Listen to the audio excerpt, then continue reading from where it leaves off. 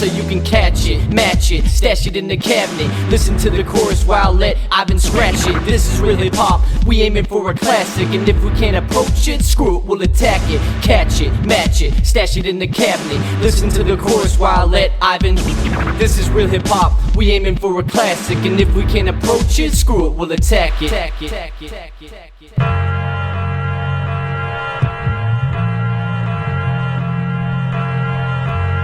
What you know about classic music?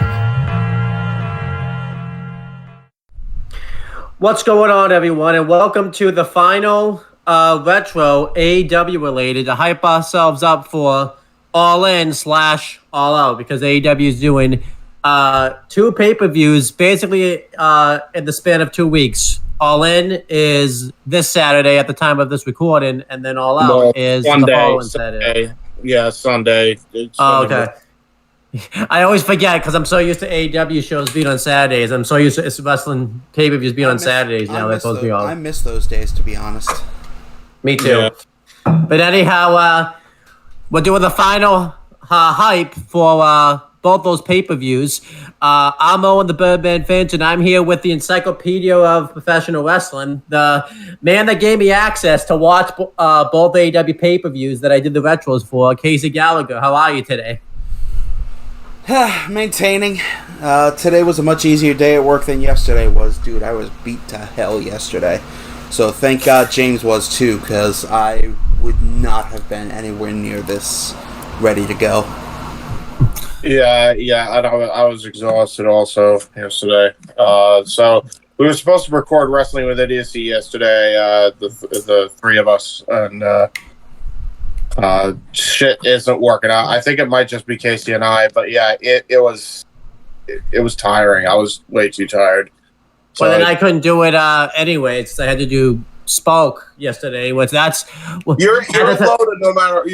no matter what. I think the only day you would have had off would have been Thursday, which is ironically, the only time we would have off. But the only problem is with that, you have the fucking what do you call it? You have Payback Retro now coming up, so yeah. And then I have dinner plans later in the night, so it just doesn't work out. So, yeah, and then I'm also here with the person that produces all of my stuff that I produced on YouTube. James here, man, Hebert. How are you today? Tired as fuck. That seems to be a theme. Yeah. I'm actually the only one that's not tired. I think because I got like a decent amount of sleep, I guess. So Casey is probably semi-tired, but not as much. He's at least ready to go. I'm tired, but I'm here. It's all out, baby. Woo! Yeah. What is this a hype for, by the way? Is it hype for All In or is it hype for All Out? Because it's an All Out pay-per-view and All Out's in Chicago. The correct answer is yes. Yeah. Okay. Yeah. All right. All out. This is for All Out hype specifically. All In hype we took care of fucking last week, which we recorded 2 weeks ago. I don't know time anymore. Everything is being pre-recorded, and then although it has live stream and fucking.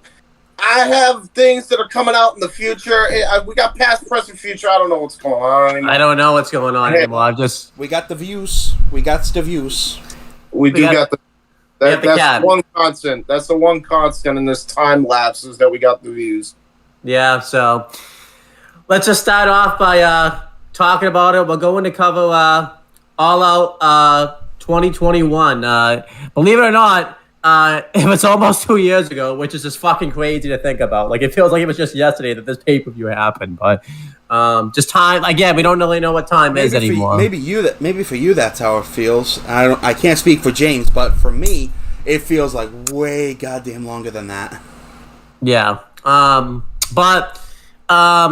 Yeah, let's just kind of talk about what the state was like for professional wrestling at this time. Well, first for the world, because it actually ties into the show. It's kind of cool because I've been doing a lot of retros during the pandemic as of late in 2020 and 2021. Pretty much back in July, pretty much the world had opened up again. People were allowed to go to sporting events and just do all types of stuff. So we're allowed to travel again. Basically, the shutdown was over. I think it ended. I'm really not sure, just because I think everyone just kind of did what they wanted in April, because I'm pretty sure I kind of go by what my rules, but I think officially it ended in July because everything was kind of opened up again. But I think people were kind of doing shit anyways by April. I think it ended in fucking June or some shit. I don't know. Right around the time of Double or Nothing, which by the way was also an excellent show that year. So wrestling opened up again, so basically AEW was allowed to travel again. WWE was able to finally get out of the Thunderdome and finally travel with a live audience again. Yeah, I think Impact. I think they were still in the Impact zone that they were at for the pandemic, but I think they went back on the road shortly after this pay-per-view. But they were at least having fans in that arena and all that type of stuff. AAA was making up for the lost time that they had. I think they did Triple Mania. I don't think it was this year, but they basically made up for all the Triple Manias that they missed the next year. But they finally were able to make up. They were finally able to get their champions back over to Mexico to do their shows again, which is good. And then NWA they were struggling. They were still struggling even outside the pandemic. They started doing shows again, and they had one show where it looked like things were going to turn around, and then the NWA 70, I don't even know what, I think it was 73 happened, and then we'll talk about that later. But there was an authenticity feel in the wrestling community, because everyone was just basically happy they could at least attend wrestling shows again. Basically, when they went to a new city that they hadn't been since the pandemic ended, there was a feel in the air, and a lot of things were going really well. WWE Raw was pretty much not really the best, but there was things going on Raw that a lot of people were happy about. But SmackDown was really the show to watch for WWE. It was awesome at this time. And a lot of really great storylines, a lot of great characters that a lot of people liked. SmackDown was pretty much firing away on all cylinders. No, I will say, this has to be said, no thanks to Vince. Roman threatened, if I don't fucking get creative control, I walk. But that's essentially why it became fucking good television, because Roman basically ran the show. He basically, him and Heyman bookended that fucking show, because it was all centered around the Bloodline mostly. And shit, Bloodline, but that happened due to the Bloodline and or the Fiend at the time when he was still around. It wasn't even I think WWE is picking up steam again. I think it's about to go downhill fast, because this is in between that period of time where they released some massive wrestlers, and in about a couple months they were about to release more massive wrestlers. I think Michael Alexis said it best. I think WWE during the pandemic released more employees / independent contractors, whatever they are, in the pandemic than any not just wrestling company, any company in the world. I think Mike did the research on that. Yep. So. Company. Yep, that's about right.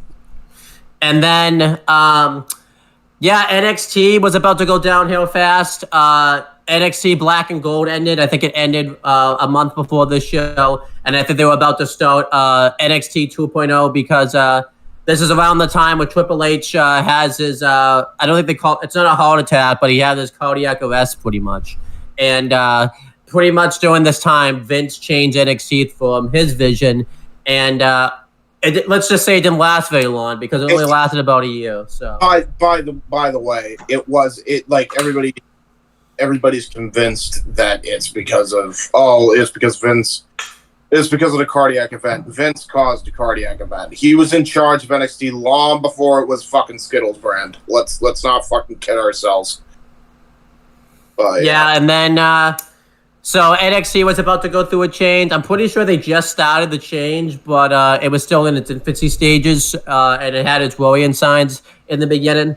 And then NXT UK was picking back up again. But this was kind of when NXT UK was still a good brand, just no one really watched it anymore, just because it was just kind of dead pretty much because the pandemic pretty much killed it because they couldn't do any shows anymore and stuff, and they kind of lost a lot of steam. So NXT UK was kind of on like its last year or so. As for companies outside of the WWE, AEW was really firing away on all cylinders at this time. A lot of the new talent were coming in.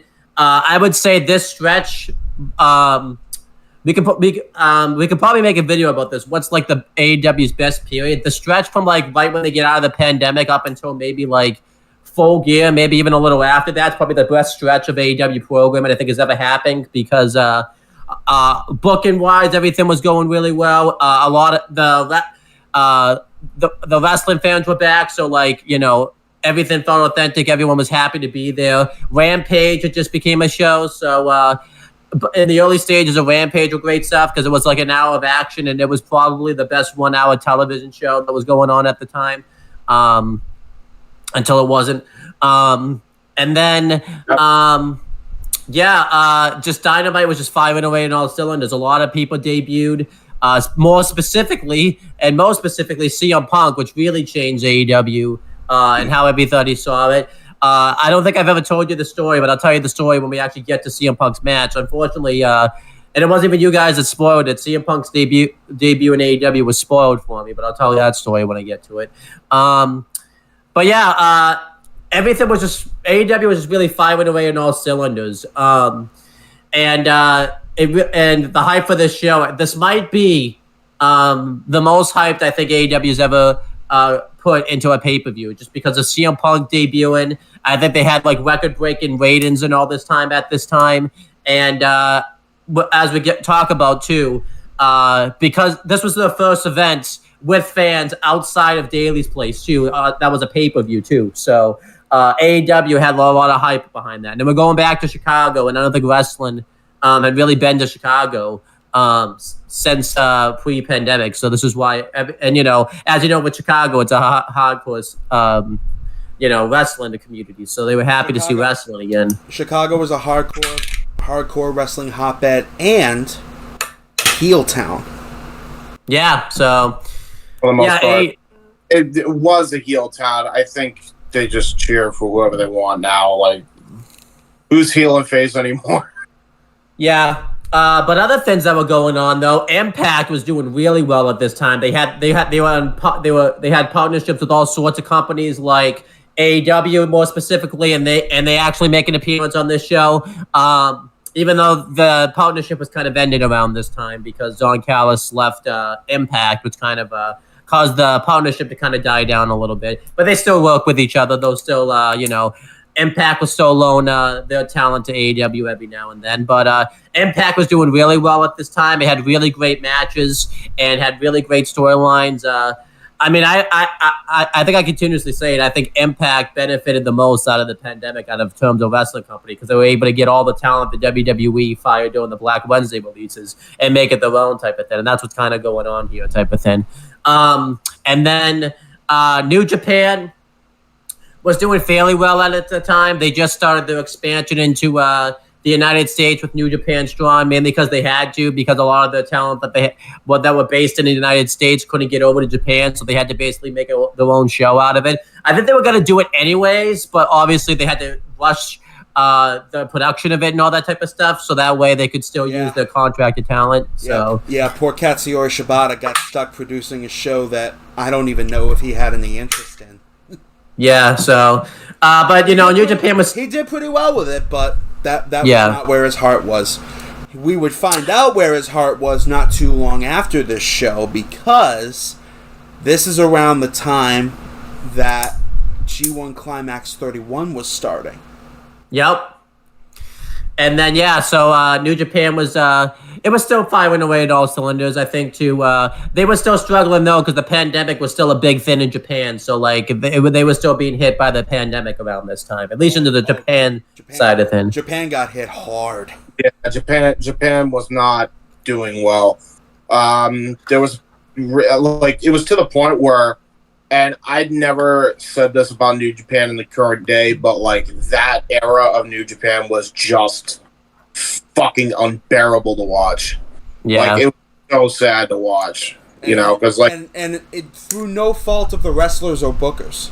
No, not at all, and not even to the fault of the fans. It was just you knew that it was still heavy, and if you had been affected in any way from COVID, and it turned your world upside down, that was the last thing you wanted to fucking see. And I think a lot of people were kind of in that boat.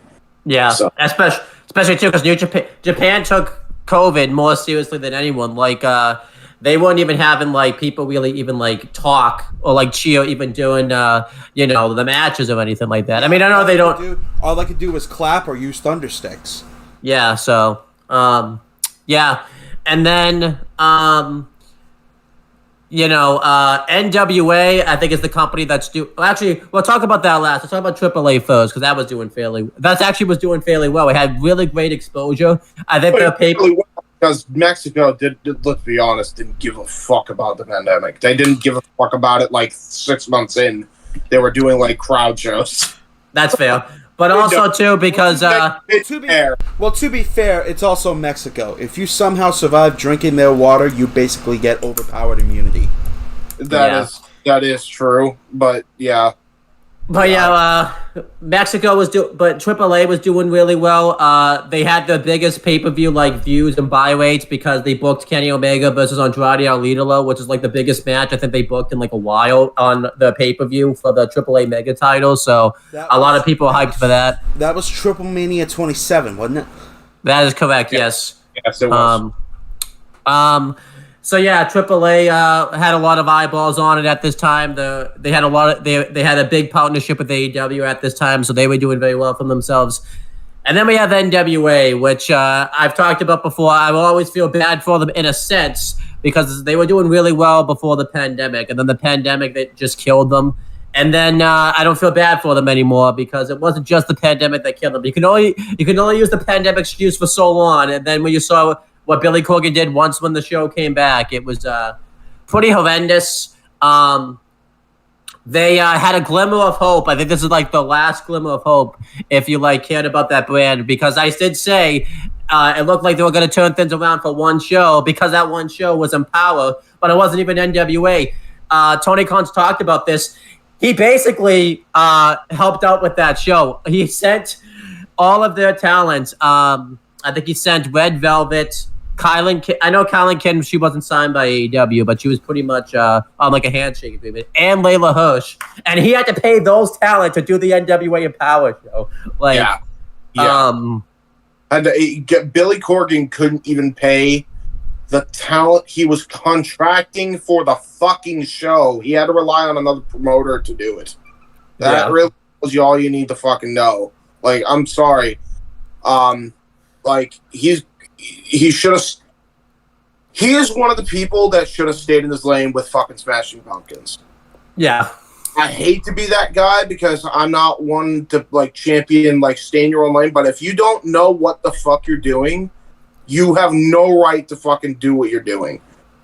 I've never seen a more boneheaded. I thought Herb Abrams was fucking bad, but Herb Abrams wasn't even that bad. He was just a fucking drug addict, and that's why the fucking company went bankrupt. At least his ideas were solid. This motherfucker, I don't even think he knows what he wants half the fucking day. I really don't. And, you know, it really kind of showed when he let all this walk all over him, not fucking defend the NWA World's title in the place that would get the most eyeballs, which is fucking Turner. Yeah. And then... What do you talk about, too? Because what happened a month after... what happened on that show the next day? A big thing that happened that like turned people completely off the NWA in the main event. NWA World Title, NWA 74. Yep. which I like Trevor as a person. Don't get me wrong, but like, so out of his prime, so out of his depth, was not even close to world championship material like he was in 2008, 2009. Those days were long fucking gone. The fact that they even put the title on him at that point was laughable, to fucking say the least. Especially when you consider the talent they still did fucking have, up to and including the Pope D'Angelo De Niro and the Idol Aaron fucking Stevens. And you're fucking boneheaded to tell me that those two were not fucking primary picks to be the NWA World Champion. Yeah. Fucking mind. Out of all the former WWE names you had, you choose the lesser of the bunch. Not once now, but twice. And I think the current NWA World Champion is even worse than the last one. Yeah. But And then GCW, by the way, made a comeback, weirdly enough. A lot of people were into that promotion. And I think it was like that a couple... I think more people were into Nick Gage and Matt Cardona. No, but wasn't it it was a couple of days before this, John Moxley won the fucking GCW World Championship before, like, a few days before they're all out. yep. Am I wrong on that? Didn't that happen? Like, yeah, he did. The other thing, though, this is like, I think this is like a couple months before GCW versus the World, which was an absolutely, laughably horrendous show. Like, from top to bottom, some of the worst booked garbage I've ever seen in my life. There has to be a retro someday, I think, because it's so bad that it's good. It's entertainingly funny. I think still to this day, I think that's the unsafest ladder match I've ever seen in my life. Dude, like, such a scuffed fucking thing, bro. The whole fucking event's scuffed. Like, there's so much wrong with it. We'll definitely put that on. We'll do like a bunch of shit-tastic retros just because. But yeah, wrestling was really doing really well at this time, just because the pandemic ended, and every company kind of took that as an opportunity to try to make a name for themselves again. And some companies succeeded, and some companies failed, and some companies did all right. So there you go. And then let's just get right into this show. The date of this show was September 5th, 2021. The city was the Hoffman Estates, Illinois, and the venue was the Now Arena. We've talked about this arena before. The attendance for this show was 10,126 people, and the buy rate was 205,000 buys. I'm pretty sure, I will read this out later. I don't know if this is still true. At the time, anyways, it was the most bought AEW pay-per-view that's ever happened. I don't know if that's still the case. Well, true. That's definitely still true. That's like they've come close to breaking that record, but they haven't yet. I think Revolution 2022 still holds the number 2 spot. Yes. Yeah, which also involved Punk heavily in that show. Yeah, they have Punk MJF 2 on there, which was a goddamn classic. Yeah. Well, that'll be a retro someday. And the tagline for the show was "Where champions are made," which makes sense because that's a big thing that they say in sports and Chicago and all that type of stuff. So, there you go. If you know, you know. Yep. There you go. But yeah, let's just start by breaking down this pay-per-view. I have to get my notes up because I forgot to do that. So just give me a second. Whoa!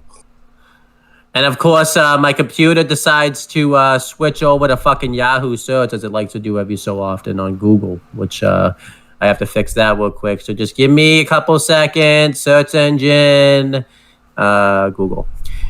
All right. Because, I can't get to the Google Doc thing any easier because of that. So. Okay. I know, yeah. Hey, at least it's a complete failure, but you know. Google, Yahoo, both those engines suck. Mainly Yahoo, because I keep changing it back, and then it just goes right back to Yahoo like a couple of days later. But it's whatever. But anyhow, Won't get off my cock, my cock, my cock, my cock, my cock, my cock. everything is fine now. So yeah, let's also talk about this because we don't talk about that. We watched this pay-per-view together as it happened in real time. Yes, it did. I think, yeah, I just ended up watching it. Obviously, as you guys know, I couldn't really watch wrestling a lot at this time because I was working full time and pretty much my work as you know, with my job, it was landscaping, so it exhausted me to the point where I couldn't watch wrestling. And then, yeah, I pretty much just had to. You were fucking dead. Yeah, so and you can see why I don't work full time anymore because you know because the channel suffered. But yeah, I knew most things that happened. And then yeah, obviously we were still big in AEW at the time because CM Punk had come back. There was a lot of hype about who was going to show up on this show and all that type of stuff because a lot of people, and we'll get to that. Their contracts went out and stuff, and they hadn't been seen anywhere and all that type of stuff. So we were pretty hyped for this show. This was the first pay-per-view that we all watched together. I know we watched the AEW Dynamite episode the following week after Blood and Guts, the first one. We watched that together, but this was the first AEW pay-per-view that we all watched together. This was the first pay-per-view actually that I watched with a big group of people post-pandemic, because as you know, I had to really suffer in the pandemic. I couldn't go anywhere. So I'm glad you threw in. I'm glad you threw in the qualifier of post-pandemic, because I was gonna be like, does Full Gear 2019 not exist in your mind? No, but it was post-pandemic. That was pre-pandemic. So Yeah, we were in Discord, and then he's talking about in person. But yeah. Yeah. I don't think I was on that one either because of reasons. So, Yeah. But yeah, going through the show itself, we had the exclusives. It showed the countdown, just kind of hyping up the pay-per-view, and there's a couple of fan fests you can go check out. I won't break them down bit by bit, but the ones you can check out are, obviously the big one that they have that's on AEW's YouTube channel, where various fans at Excalibur ask questions to various superstars. The people that were on this panel were Darby Allin, Dr. Britt Baker, DMD, Jamie Hayter, Mark Henry, Excalibur, and there's somebody I'm missing, but I forget. But they did very well. Mark Henry did pretty well on this panel. He kept talking though over other people, like he kept interrupting people and cutting them off. But you gonna really tell Mark Henry not to cut people off? I don't think so. And then they had one. I value my testicles. Thank you very much. Yeah. And then they had one for Sammy Guevara's YouTube channel he had going on. I think it was Sammy Guevara, Dasha Gonzalez, Santana or Ortiz, I forget which one. Griff Garrettson. Huh? Both. No, there was only one. So you could swap one or the other at that time. But yeah, Griff Garrettson was on there. Alan Five Angels. And a few people invaded, like QT Marshall and Aaron Solo invaded, and the big producer guy that's there that we always see on AEW, the one that just got double clothesline on this past episode of Dynamite. I forget his name, but he was there. So that was good stuff. They had like a rock, paper, scissors challenge for a championship where Five lost, unfortunately, so that wasn't very good for him. Yeah, they lost to the guy that was the production guy, too, so he couldn't even win a rock, paper, scissors challenge. Dude, see, this is went to Impact. What the fuck are you doing, AEW? What for this? We had him lose to a fucking rock, paper, scissors. Well, it was a shoot. Had him job out on BTE. It was a shoot. It was a shoot, though, so that's his own fault. That's not AEW's fault. I don't buy it. I believe it was rigged from the beginning. Cameras were rolling. It's all too convenient that they had the production guy win against Alan Five Angels when they were the most overact on television. No, he was the jobber of the group.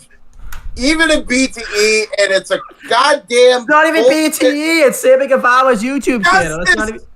It's an injustice. It's not even BTE. That's even what. Like, I don't even know what you're talking about. No, You sound like Gorilla Monsoon over there, James. What a miscarriage of justice! No, you're right. It's CTE because everybody's dumb for having it happen. I'm sorry. Continue. Then going through the show, we had the buy-in. We had the commentary team of Excalibur and Tony Schiavone. We had the opener. Was the only match on the buy-in. I miss those days, to be honest with you.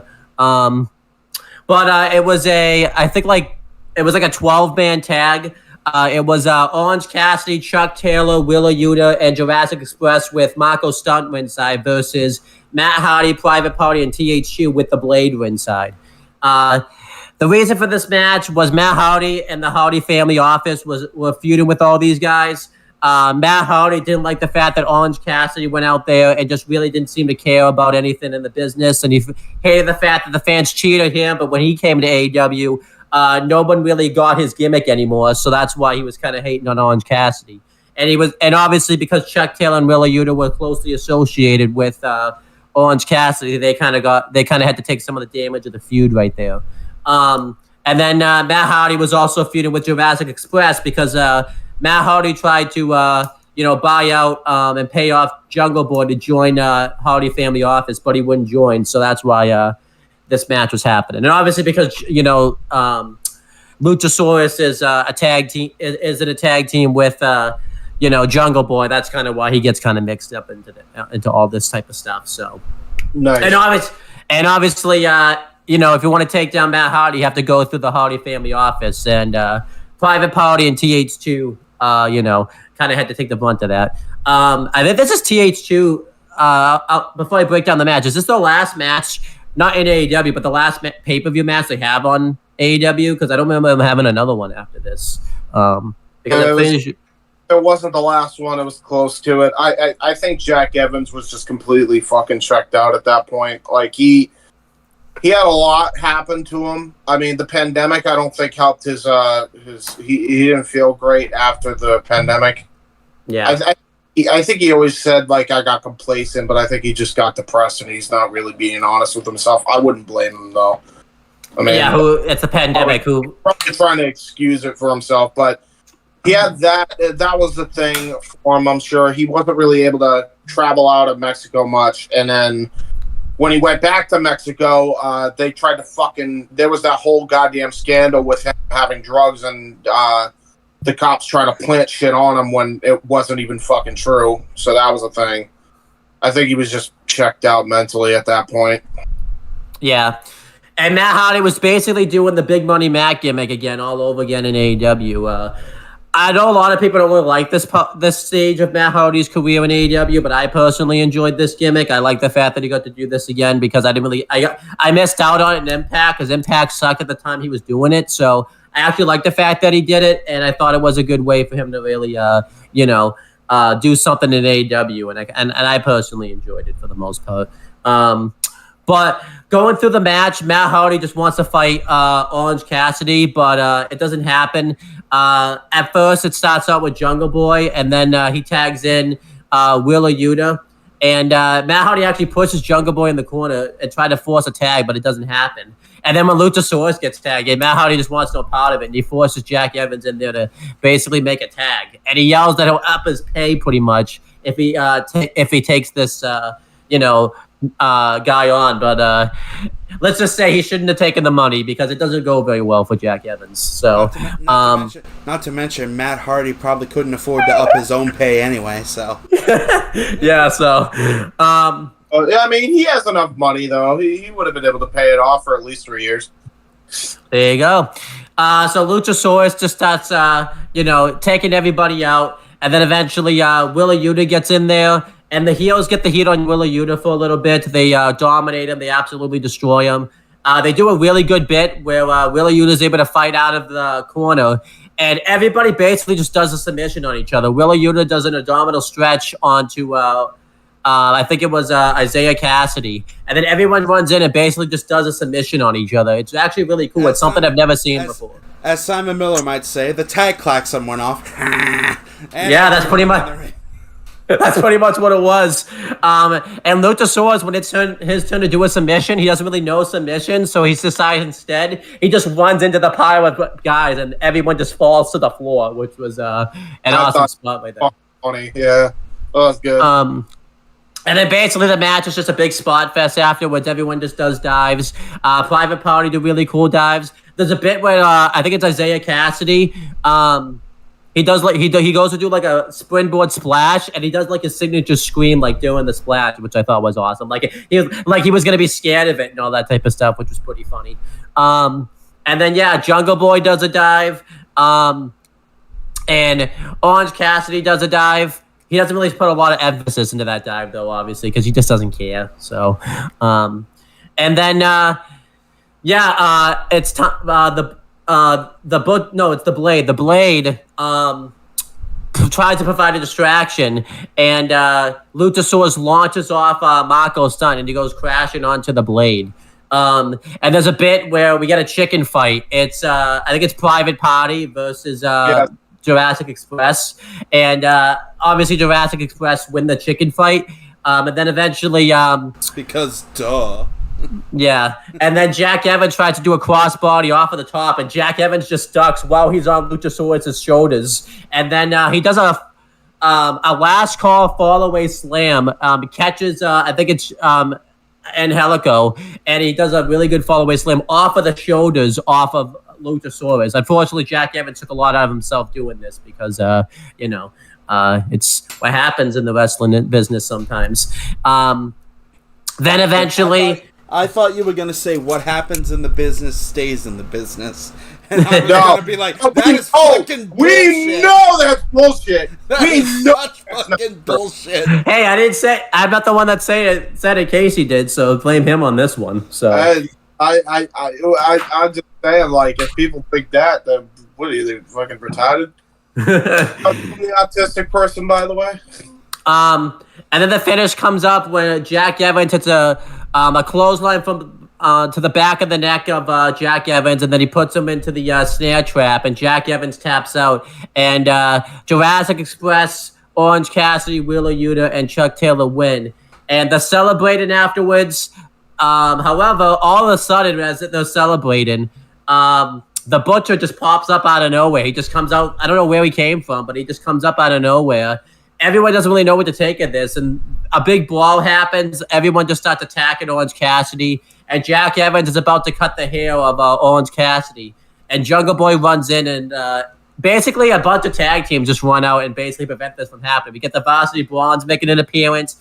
Dante Martin makes an appearance. Fuego del Sol makes an appearance, and I'm trying to think if there was like another. I think. Oh, and 5 and 10 make an appearance. So basically everyone just chases off HFO, and Matt Hardy's upset about this. Not only that his team lost the match, but because and those of us who follow Matt Hardy on Twitter are going, "Why so mad, hateful lad?" But yeah, this 12-man tag I thought was pretty good stuff. I thought everyone got their chance to shine here, and I thought it was pretty good. I gave it 3 1/4 stars. It was a good buy-in match. James, we'll start with you. What did you think of this match and your star rating?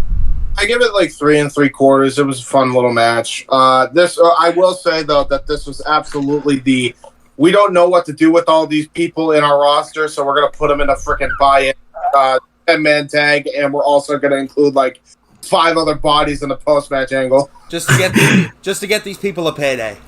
Yes. Yeah. So they mission accomplished there, but there you go.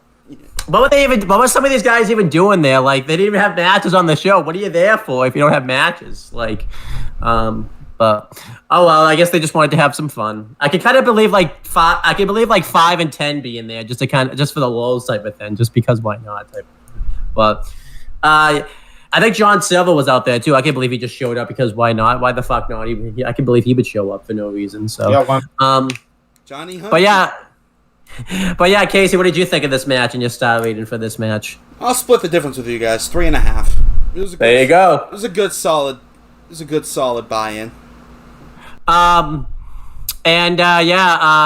through the career retrospectives, we've done Orange Cassidy before, we've done Chuck Taylor before, Wheeler Yuta, I forgot he was in Best Friends for this long. I thought it feels like it's so much shorter than what it was, but you kind of forget how long that it was. Yeah, But, there's really not much of career retrospective we could do because all we would really say is watch AEW. Yeah.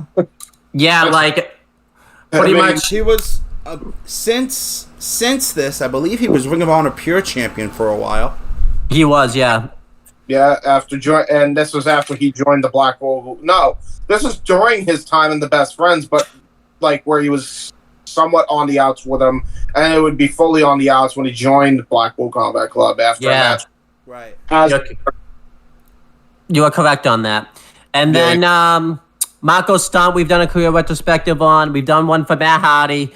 Private Party, we've done TH2. We've done, and The Blade.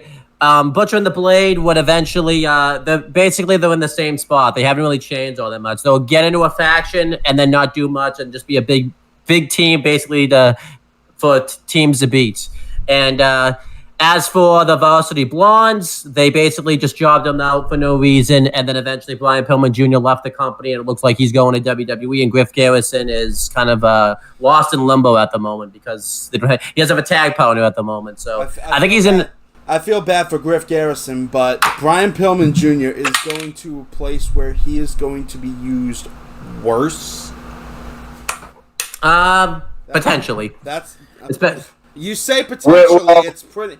Given who is still in the driver's seat, it's pretty much a certainty. Well, where is Brian Pillman going again? It looks like he's going to NXT, so that's why I said potentially because of who books NXT. You know what? As bad as Shawn Michaels' run with NXT is currently, in my opinion,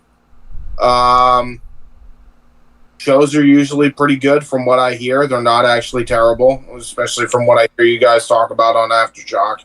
Yeah, they've been better. They've been better lately. He'll be way better in WWE than he ever would have been in AEW, and I hate saying that, but it's true. They did not know what the fuck they had in Brian Pillman Jr. They didn't. When we fucking saw them job him out the day we watched Dynamite together. They had a fucking Varsity Blondes tag match, and they jobbed out both of them. Yeah, they did. So yeah, no, I honestly, good for him because they're gonna respect his fucking father's lineage way better than the AEW would. It's not that they did a bad job either. It's just I don't know. Maybe it's just one of those things where it's just they didn't have Collision at the time, so they couldn't really keep him. They had nothing for him, and then it may have just been an overbloated roster. But like he should have been a lot better than he was. Yeah, definitely. And then Dante Martin basically has been doing stuff as singles anytime his partner gets injured, and then he just got injured. So Top Flight not really looking too well in AEW at the moment. Be like, okay, well, obviously we're very injury prone, so why don't we just get more additional members? So that kind of now they have like Lee Johnson in action and ready to fucking mix. Yeah. They have, yeah. And then personally, I wouldn't mind Action Andretti with the fucking Martin brothers as a trio. To be fair, that would be a great. Why stop there? Throw Jack Cartwheel in the mix. Yeah, no, because you see, Jack Cartwheel is a species all on his own, bro. Like he's the master of the cartwheel. He takes fight in his own special way. You can't put him in Top Flight because he just twirls. He's top twirler. Yeah, and then but goddamn, if that match he had on Dark wasn't amazing. It was. That is the one thing I miss about Dark is that we don't get to see talent like that. But, well, we have ROH for that now, but you have to pay for that. So, that's true. Yeah, and they have like 20 matches on fucking Ring of Honor now. Stop doing that, please. Hey, this is what that happens sometimes. But anyhow, we forgot to say what Ring of Honor. What was Ring of Honor? Ring of Honor was pretty much on the death stand because I forgot Ring of Honor was its own company at the time because I'm so used to it being involved with the. They were just about to take their 3-month hiatus.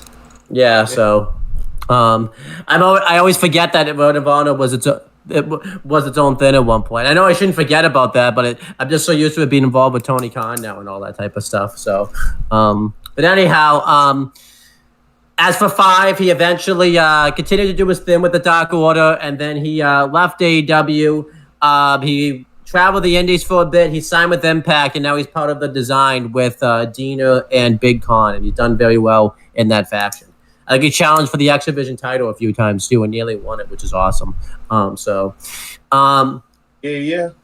And then we've done 10 before. I don't remember when we did 10, but I know we have done them in a career retrospective.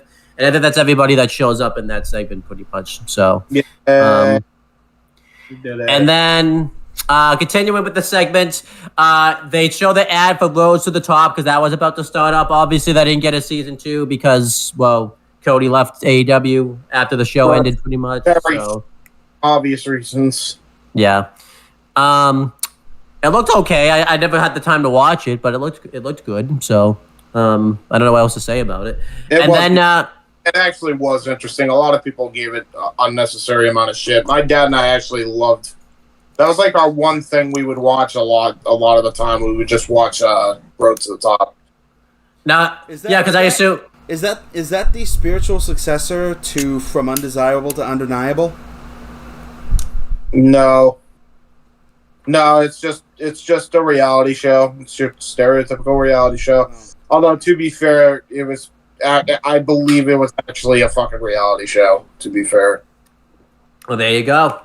But yeah, again, it didn't last much long. It didn't last very long because Cody left the company shortly afterwards. So, yeah. And as much as I hate to say it, I think we know fucking why. Oh, he said it in his documentary. He said he didn't go into the details, but he had disagreements with Tony Khan pretty much and all that type of stuff. So. Hey, let's not kid ourselves. It wasn't just Tony. Yeah. Hey, they're good now, but it wasn't just Tony because they're doing the same thing. Phil and the others are having the exact same quarrels. So. Yeah. Come on. You know, I'm not saying like both parties are not right in that situation, but I think there's a reason why Cody left. Because like, I'm tired of keeping the peace. You all fucking handle this amongst yourself. You're fucking adults. I got shit to do. Yeah, and that's what happened. Yeah, that's really what that comes down to. I mean, again, James is just speculating. We don't know if that's necessarily true or not, but you know, yeah, speculating, and I'm also speaking facts, even though it's painful. Fucking do the math on that. You can't. I just want to make sure people know that, so that way, like, we don't figure out the mathematical fucking equation to solve for lack of talent. You see, all men are created equal. When you look at me and you look at CJ Joe, and that statement is not true. Oh, that's awesome. We have to do it. That has to be a retro someday. Steiner math. But anyhow, next, the commentators are trying to break down the pay-per-view card, and then all of a sudden they get interrupted by Dan Lambert, the MMA guys, and Men of the Year. Do you remember the MMA guys, James? Because I forget, honestly. I do remember the MMA guys. I forget. I believe one of them was Andre Arlovski that was there. Yeah, but that's coming back to me, yeah. Before Belfort, I think, was there. I don't know if he was there here. I know Andre Arlovski. Did I mention him already? I don't know. I think you did, yeah. Okay, so yeah, Andre Arlovski. I believe Jorge Masvidal was with them. I don't know. Yeah, you didn't mention him. He of the 5-second knockout running knee? Yes. The one in our old A-Team intro, because that fucking thing is so epic. It's so good. But yeah, it was long and short of it. This is a pretty big deal because this is the first time that wrestling and MMA actually had a really nice crossover, and it wasn't fun. It was, but in a good way. In a good way. Why? Because that was Dan Lambert's gimmick, is that he hated AEW. He was basically playing. He was basically playing. Shit. Your camera shut off. Yeah, I know. He was basically playing. Sorry, I'm getting like notifications up the ass, and I don't know how to turn them off. But it is what it is. But basically, he was essentially like he was playing the role of Jim Cornette. Yeah, he really was. Horrible fucking version of him. So yeah, that was big.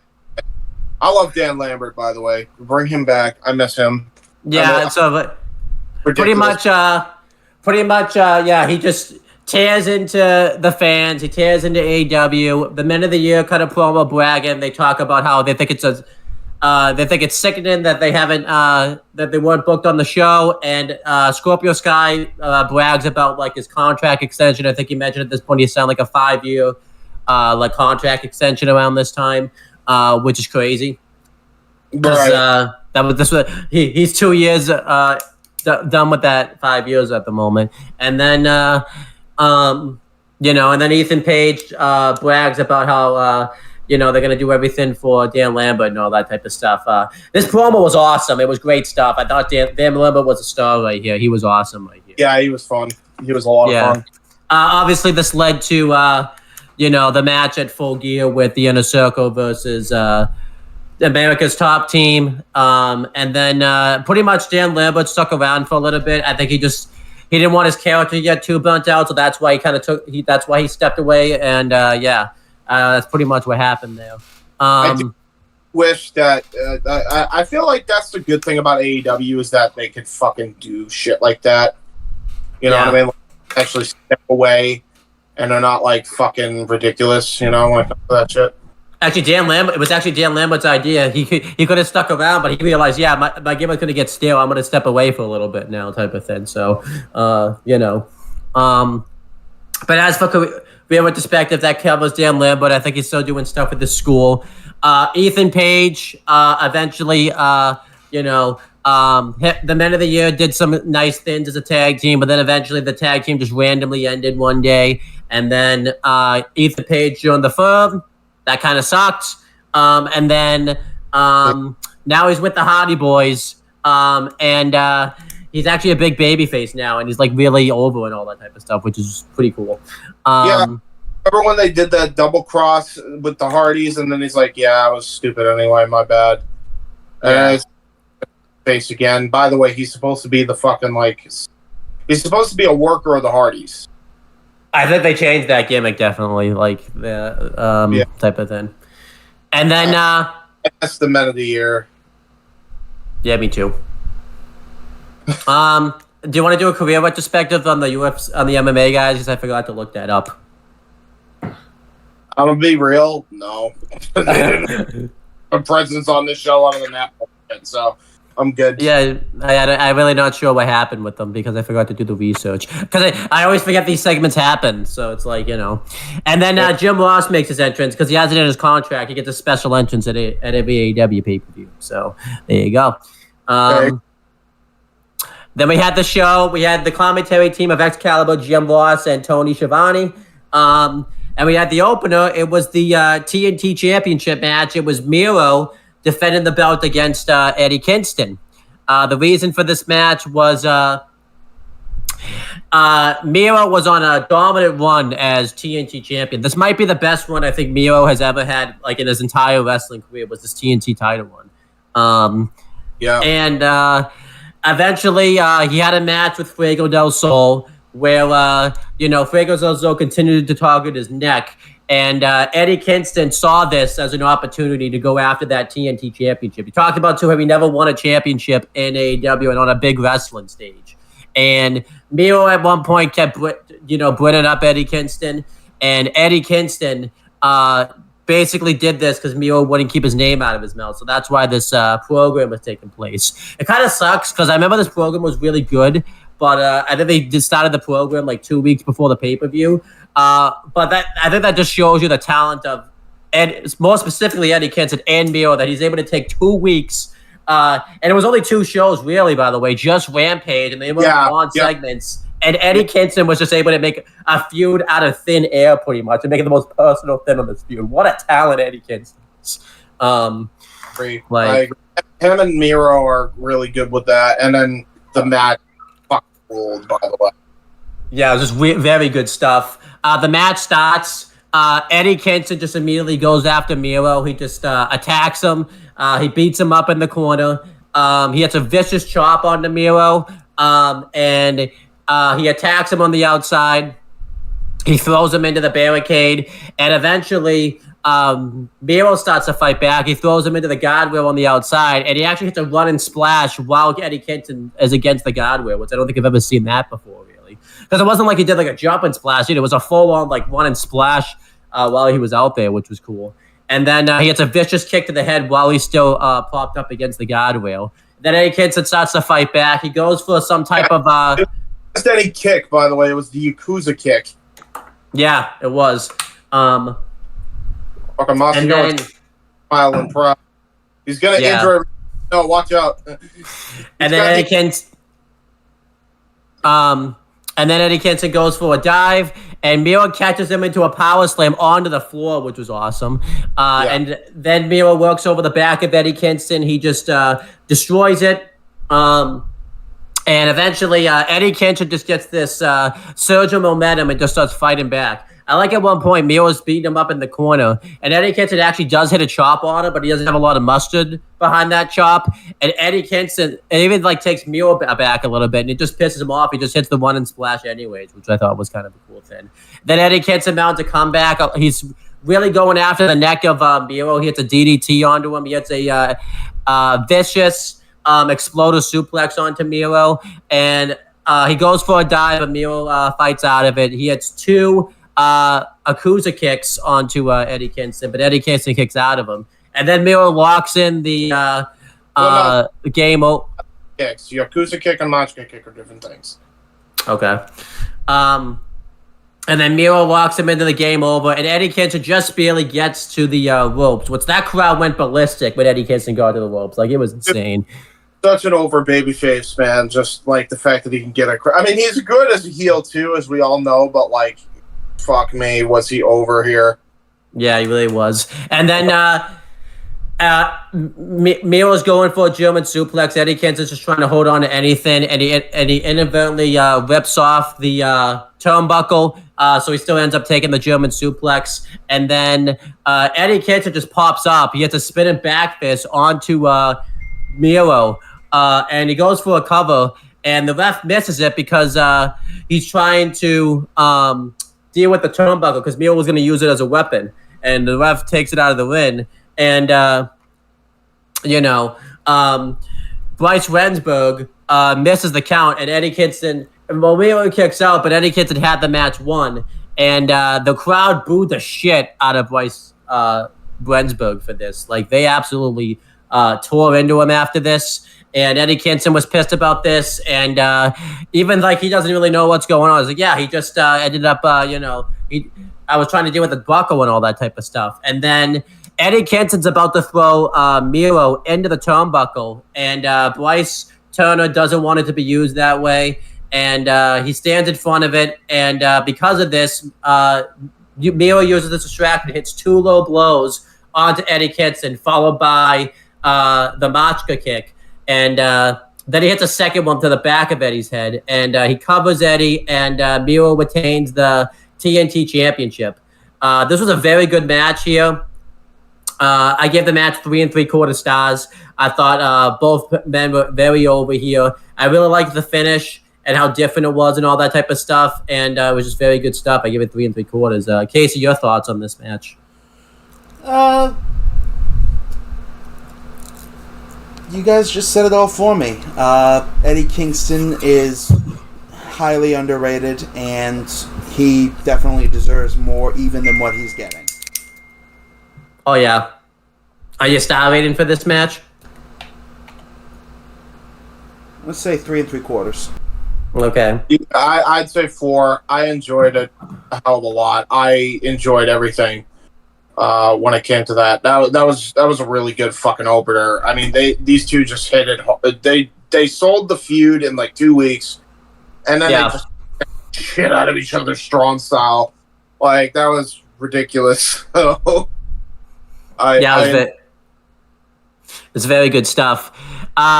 Then we have the next match. It's Satoshi Kojima versus Jon Moxley.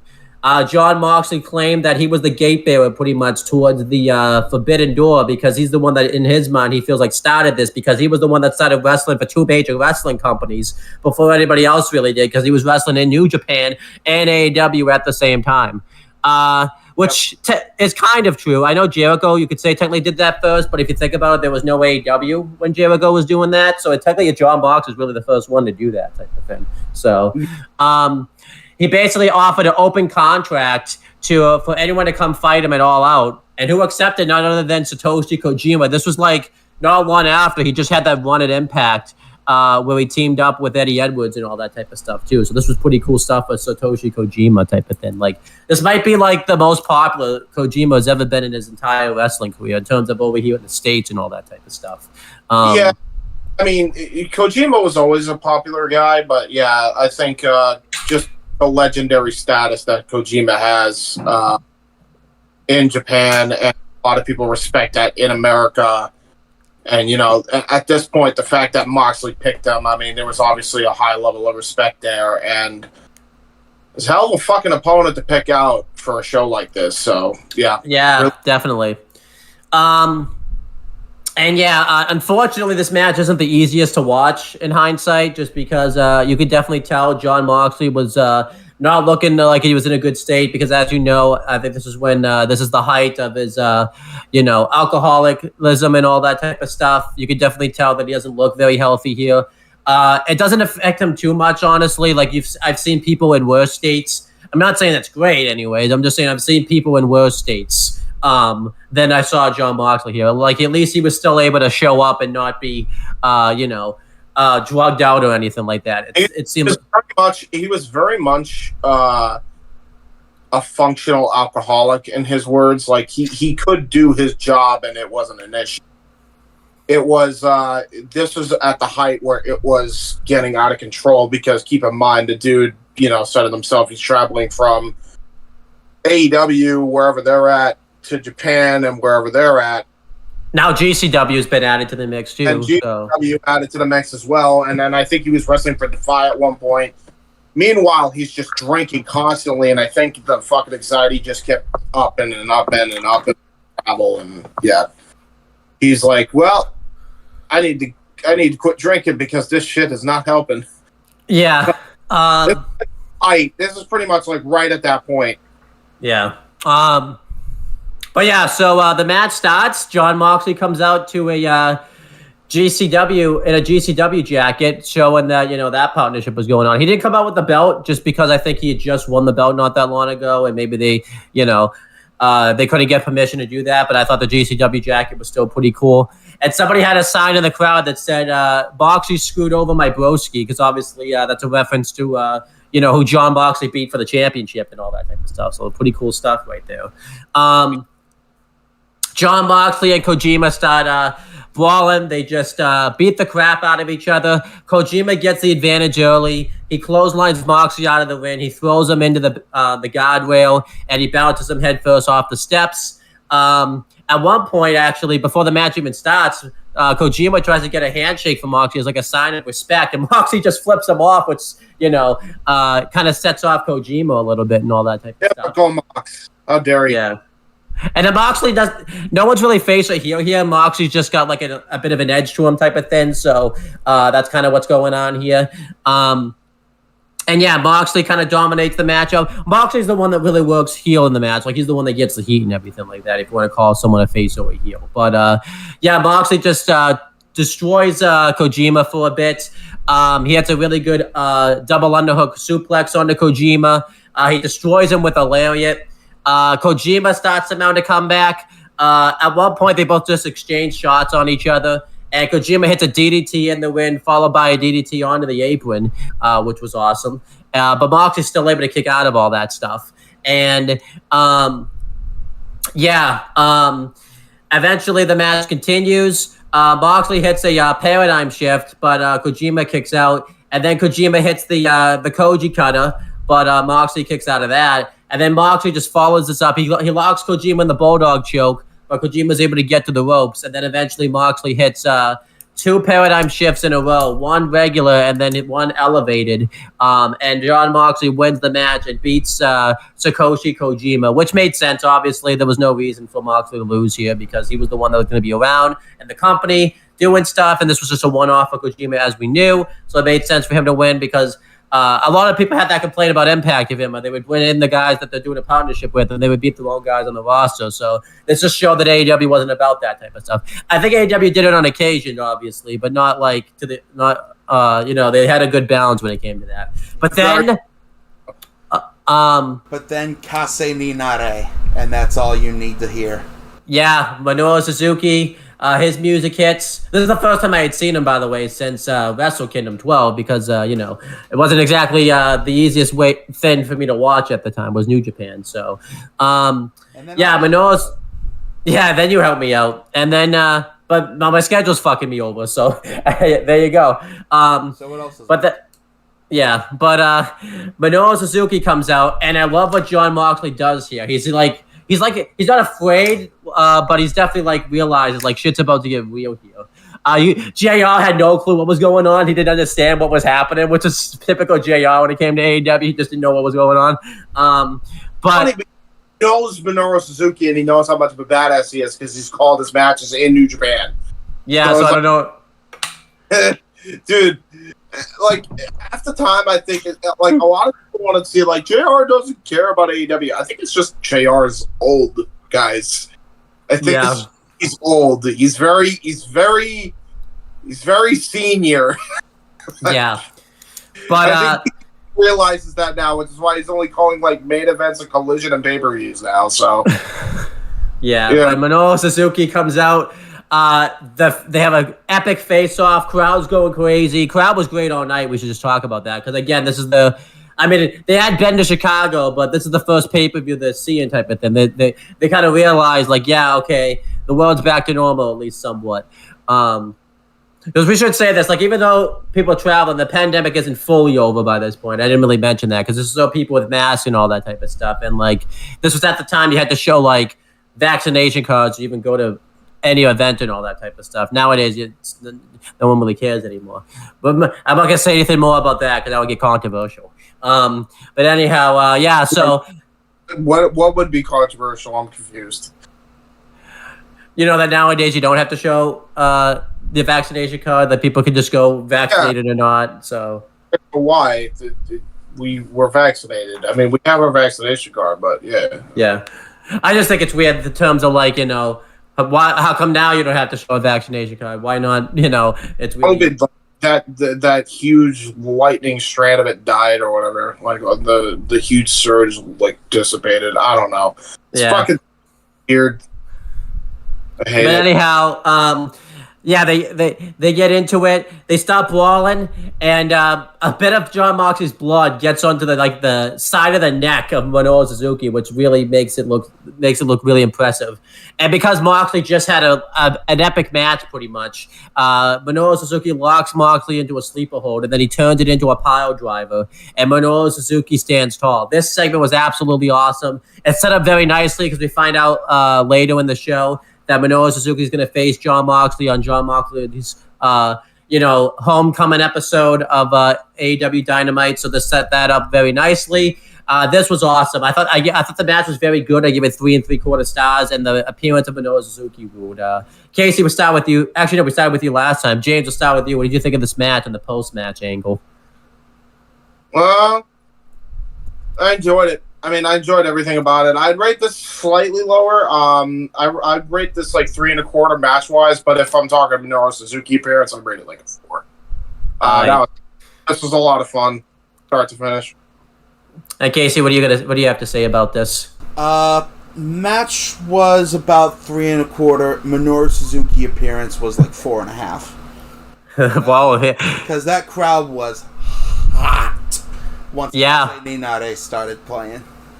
Let's also talk about this too, because I didn't even know this. This is the first time we've even heard that chant, in a while, by the way, too, because no one could chant that in Japan or anything like that. So, it was thunderous when he comes out and all that type of stuff. You don't really realize, by the way, Minoru Suzuki is not that big of a guy, but he just presents himself like a big guy. You see him standing on box, I'm depth-wise and stuff, Mox is way bigger than him. Yeah, Minoru Suzuki is like my height.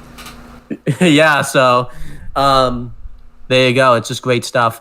And I'll say we've done career retrospectives for everyone that's shown up so far on this show that we've talked about. So there you go. Then we have the next match. It's the AEW Women's World Championship match. It was Dr. Britt Baker, DMD, defending the belt against Chris Statlander. Jamie Hayter and Rebel were accompanying Britt Baker to the win, and Orange Cassidy was actually accompanying Chris Statlander to the win. Basically, the reason for this match was Chris Statlander had a long injury layover. She was out of action for 10 months, and she came back, and she had a big undefeated streak in AEW.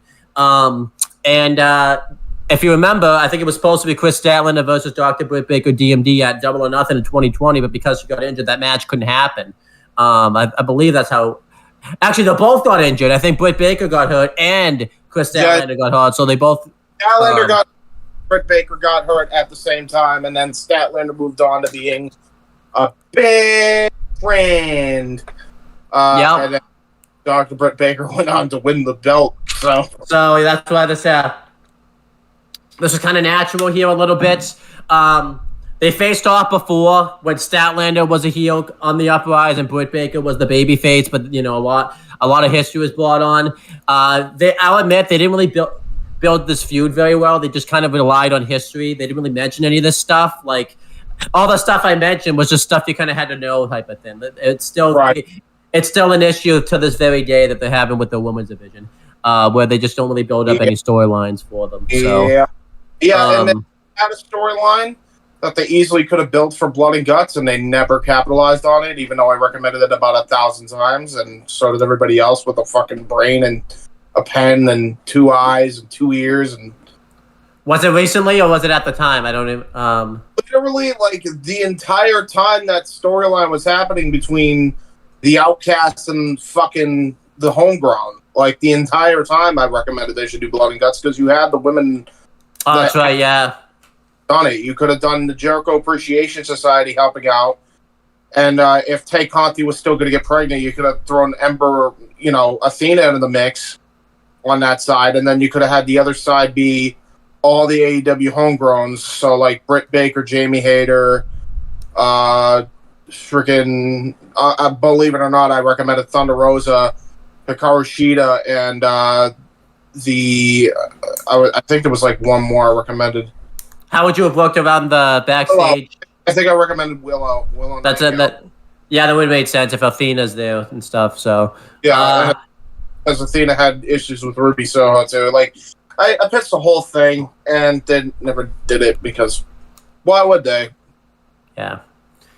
How would you have looked around the drama with Britt Baker and Thunder Rosa? Because they just obviously weren't going to work together type of thing. They already did. Oh, there you go. You didn't see the news already?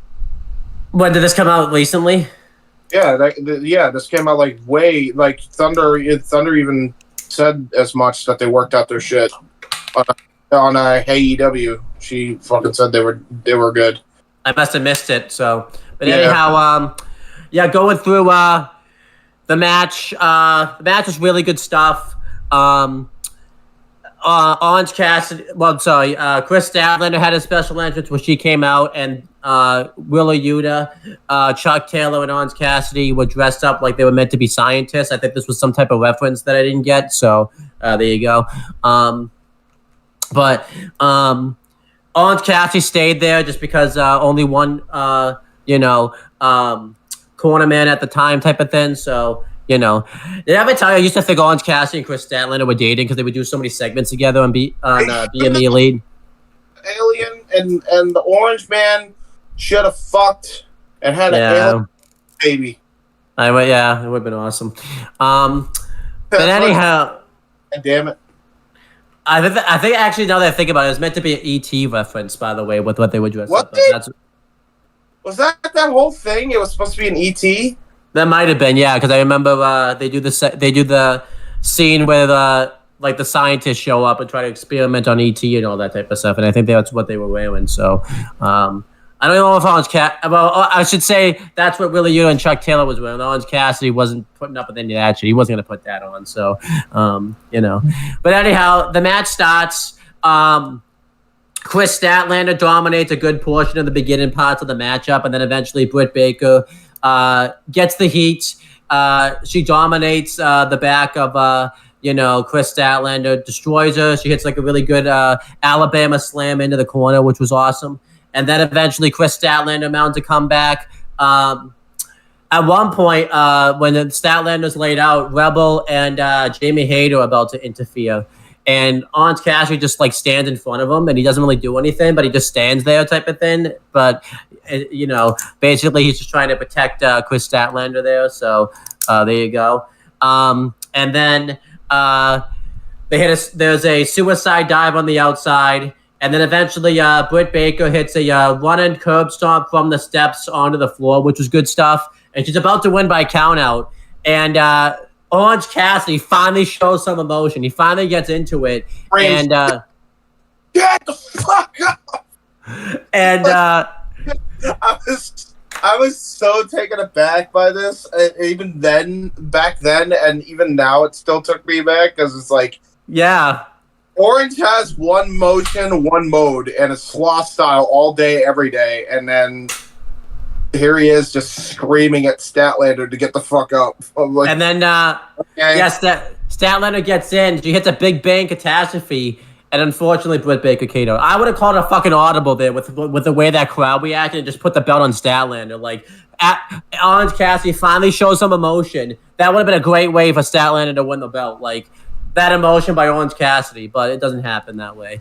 And then eventually, Dr. Britt Baker, DMD, hits the Blitzburg Sunrise, followed by a stomp, and then the lockjaw. And Statlander kicked out of the first two thins, but because of the damage that she suffered from the first two thins, she passes out from the lockjaw. Pretty much, that's basically the end of the match. And afterwards, Orange Cassidy looks disappointed, but he doesn't really look sad. He's just kind of like standing there type of thing. So it's right. I thought this was very good stuff. I liked the ending of the match. I feel like they should have given like Statlander one more like near fall to kind of really sell this. Like she should have hit like another finisher or something, just because I thought they kind of made Statlander look a little bit too weak, but I thought overall this was still very good stuff. I gave it like 3 3/4 stars. I think everyone knows too, I'm not the biggest Britt Baker fan, so that's why I didn't really get into this either.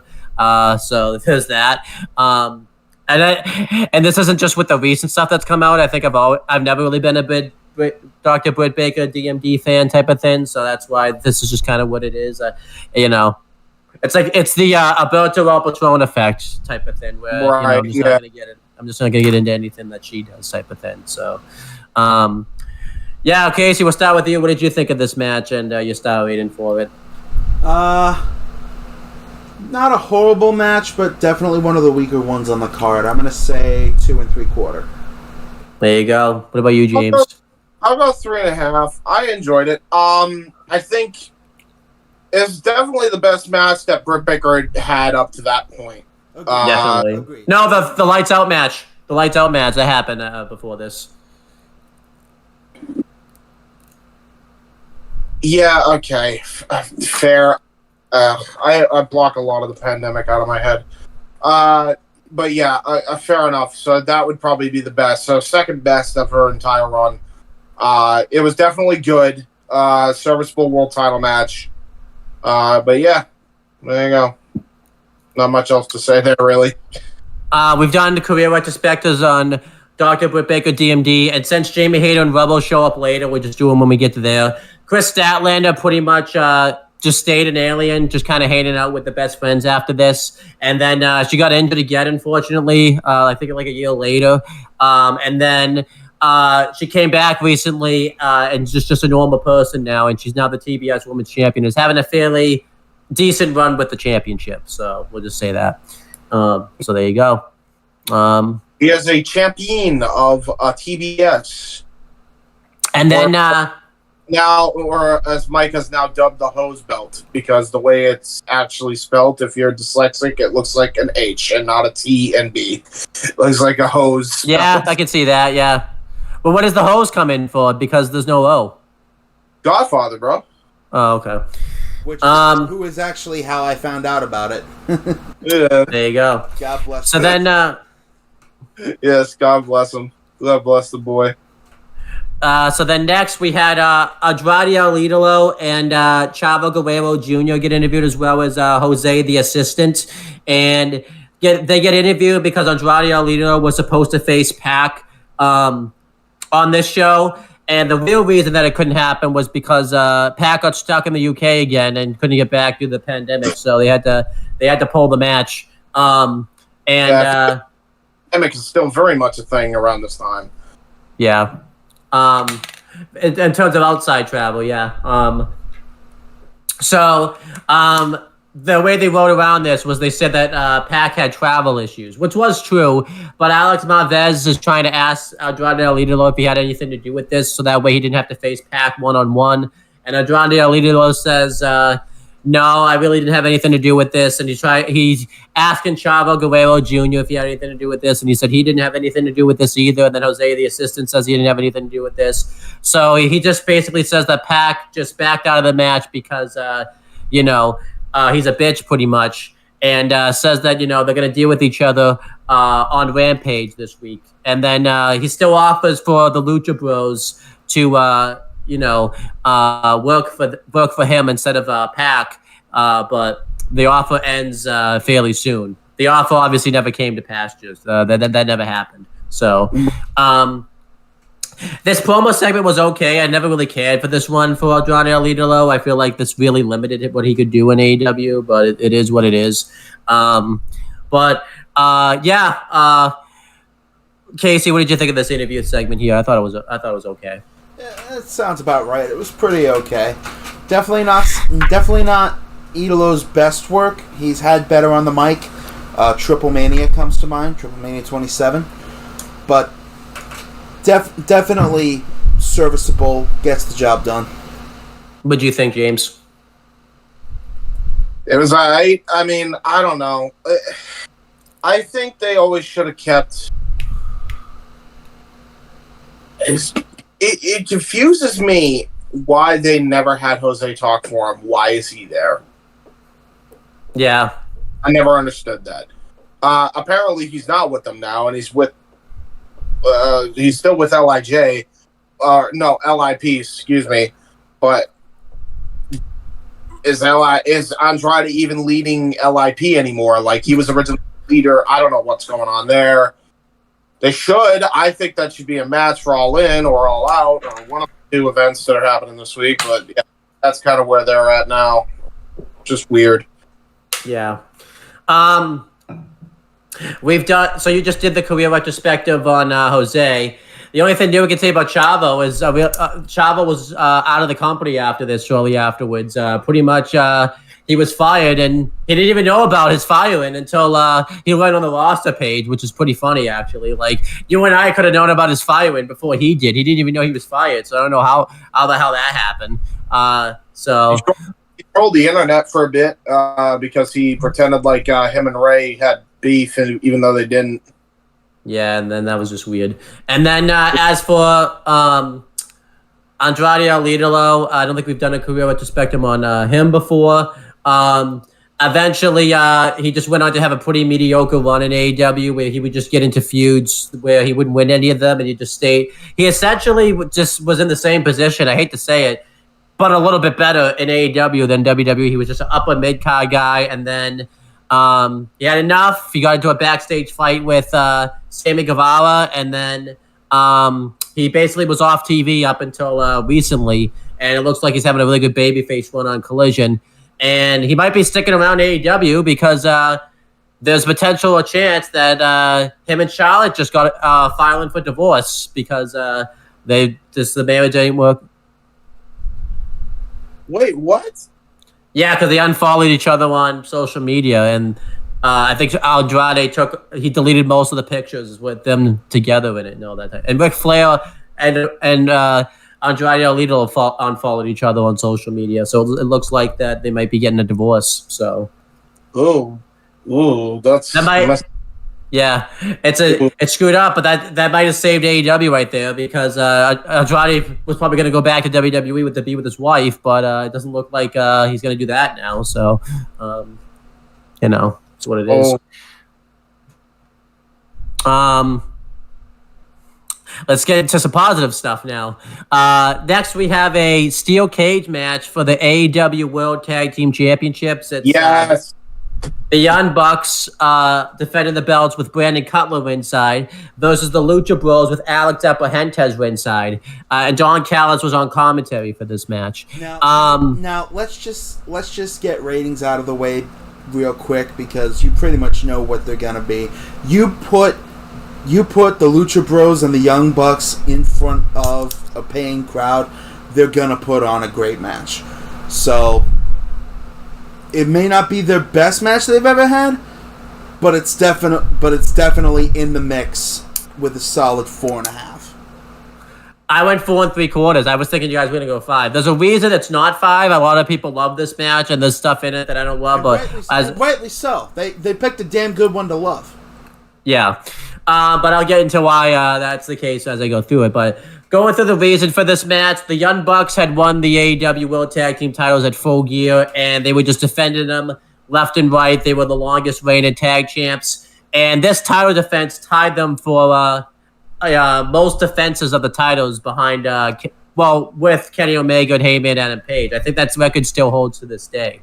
That's still the record, I think, because I don't think anybody else has beaten that record.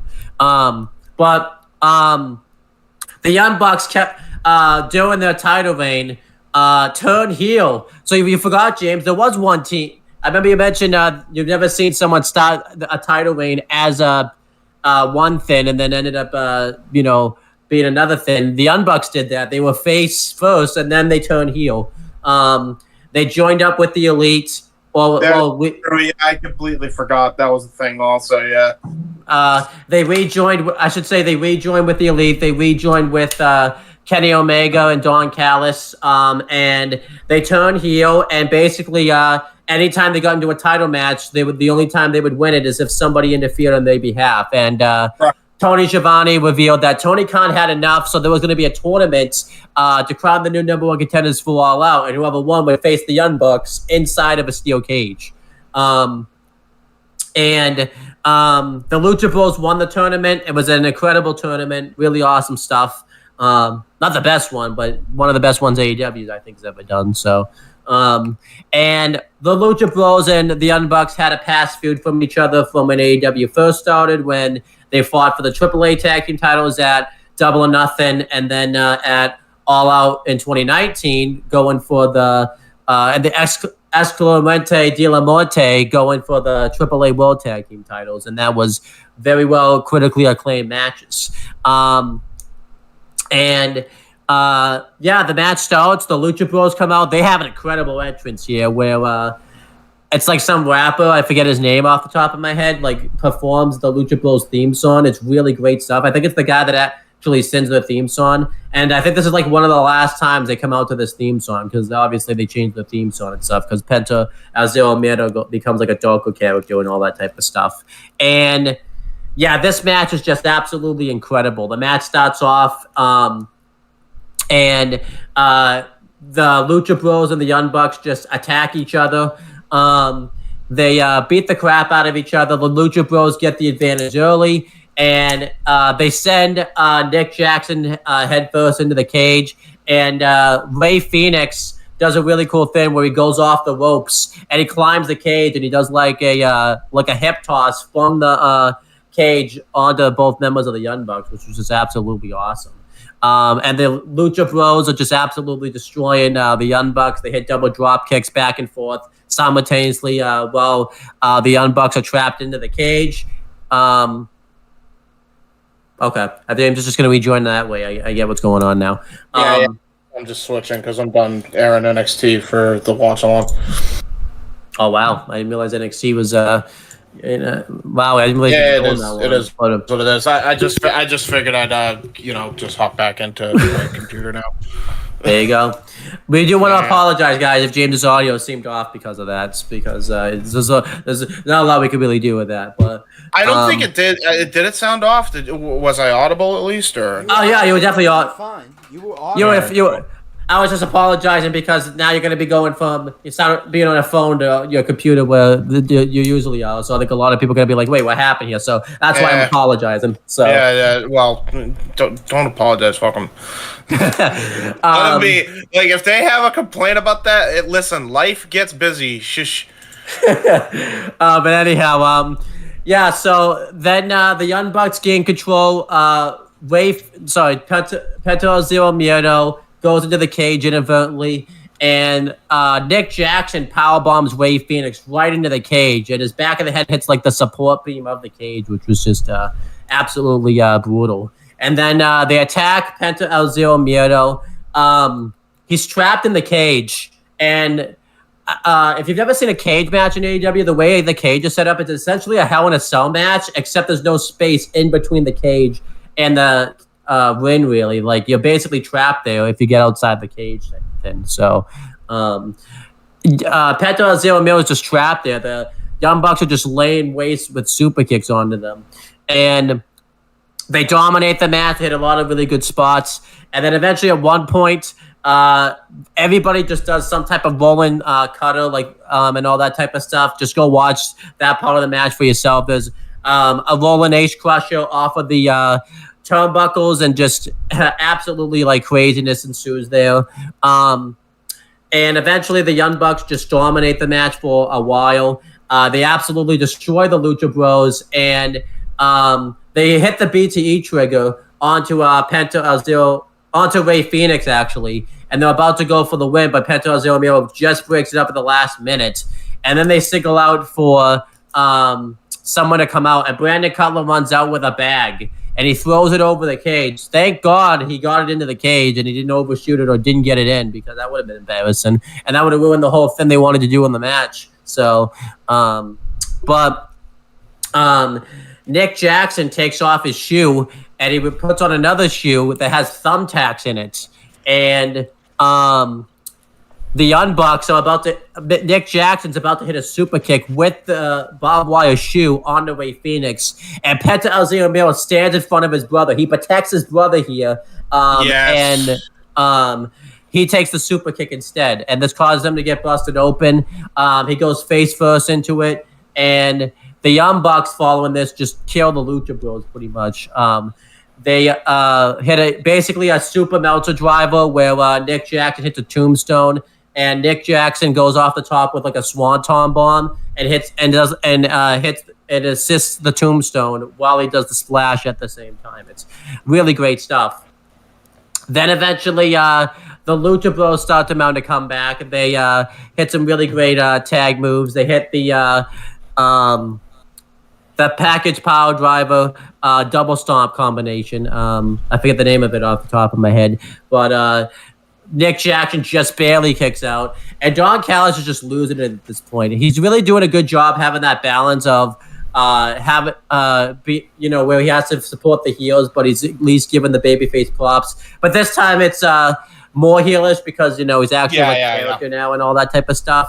But I love the way he's acting here because Jim Ross, Tony Schiavone, and Excalibur just like can't even believe what they're seeing here. And Don Callis just has an answer for everything that they say, which is just great stuff. I think that's that's awesome. It's reasonable answers. Yeah, the way he's able to pass it off. Yeah, and then eventually everybody does a super kick in the match. There's a super kick party. At one point, Nick Jackson. There's two Mexicans. Let's be appropriate and call it Mexican Fiesta.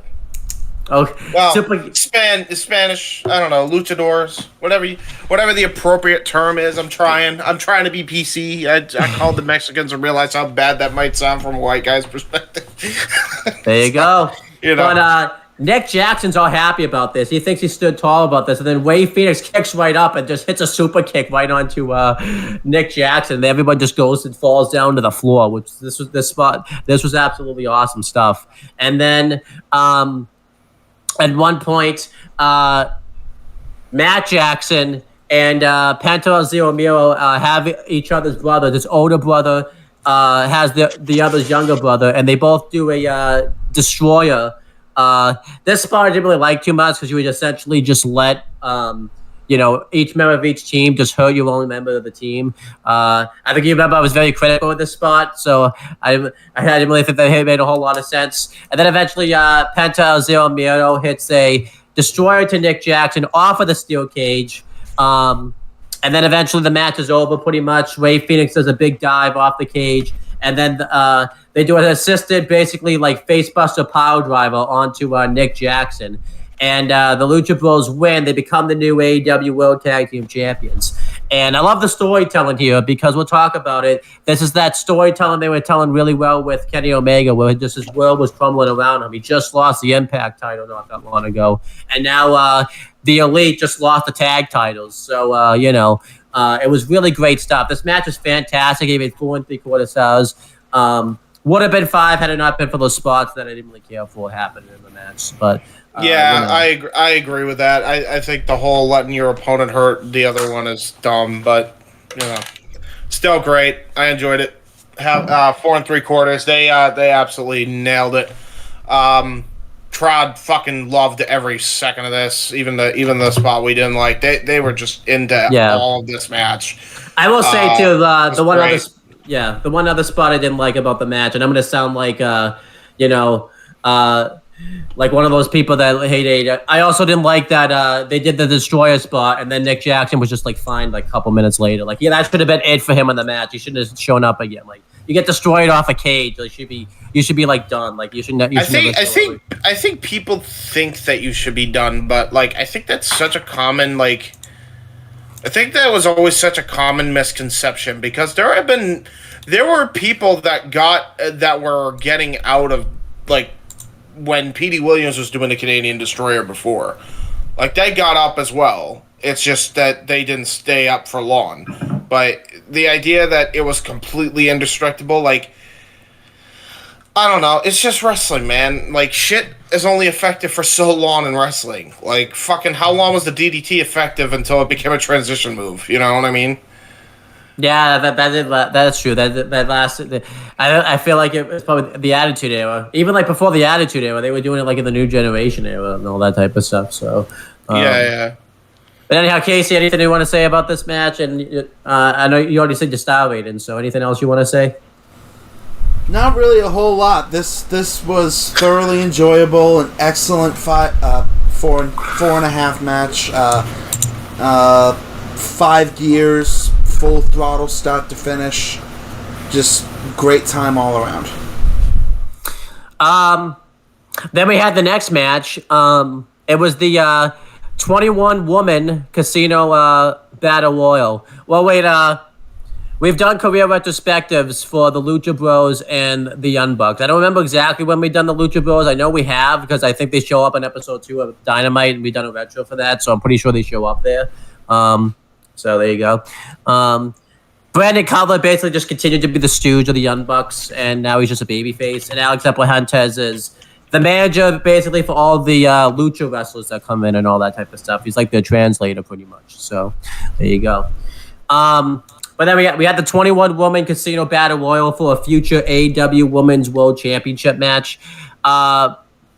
Pretty much everyone just kind of threw their name into the hat about who they wanted to win the battle royal. Some storylines that were going on at this time was the Bunny was looking for an ally, and Penelope Ford joined up with the Bunny like on the Go Home episode of Rampage. She was going to have an ally in the match. So a feud started between the Bunny decided to drive and got a new Ford. Yes, that's awesome.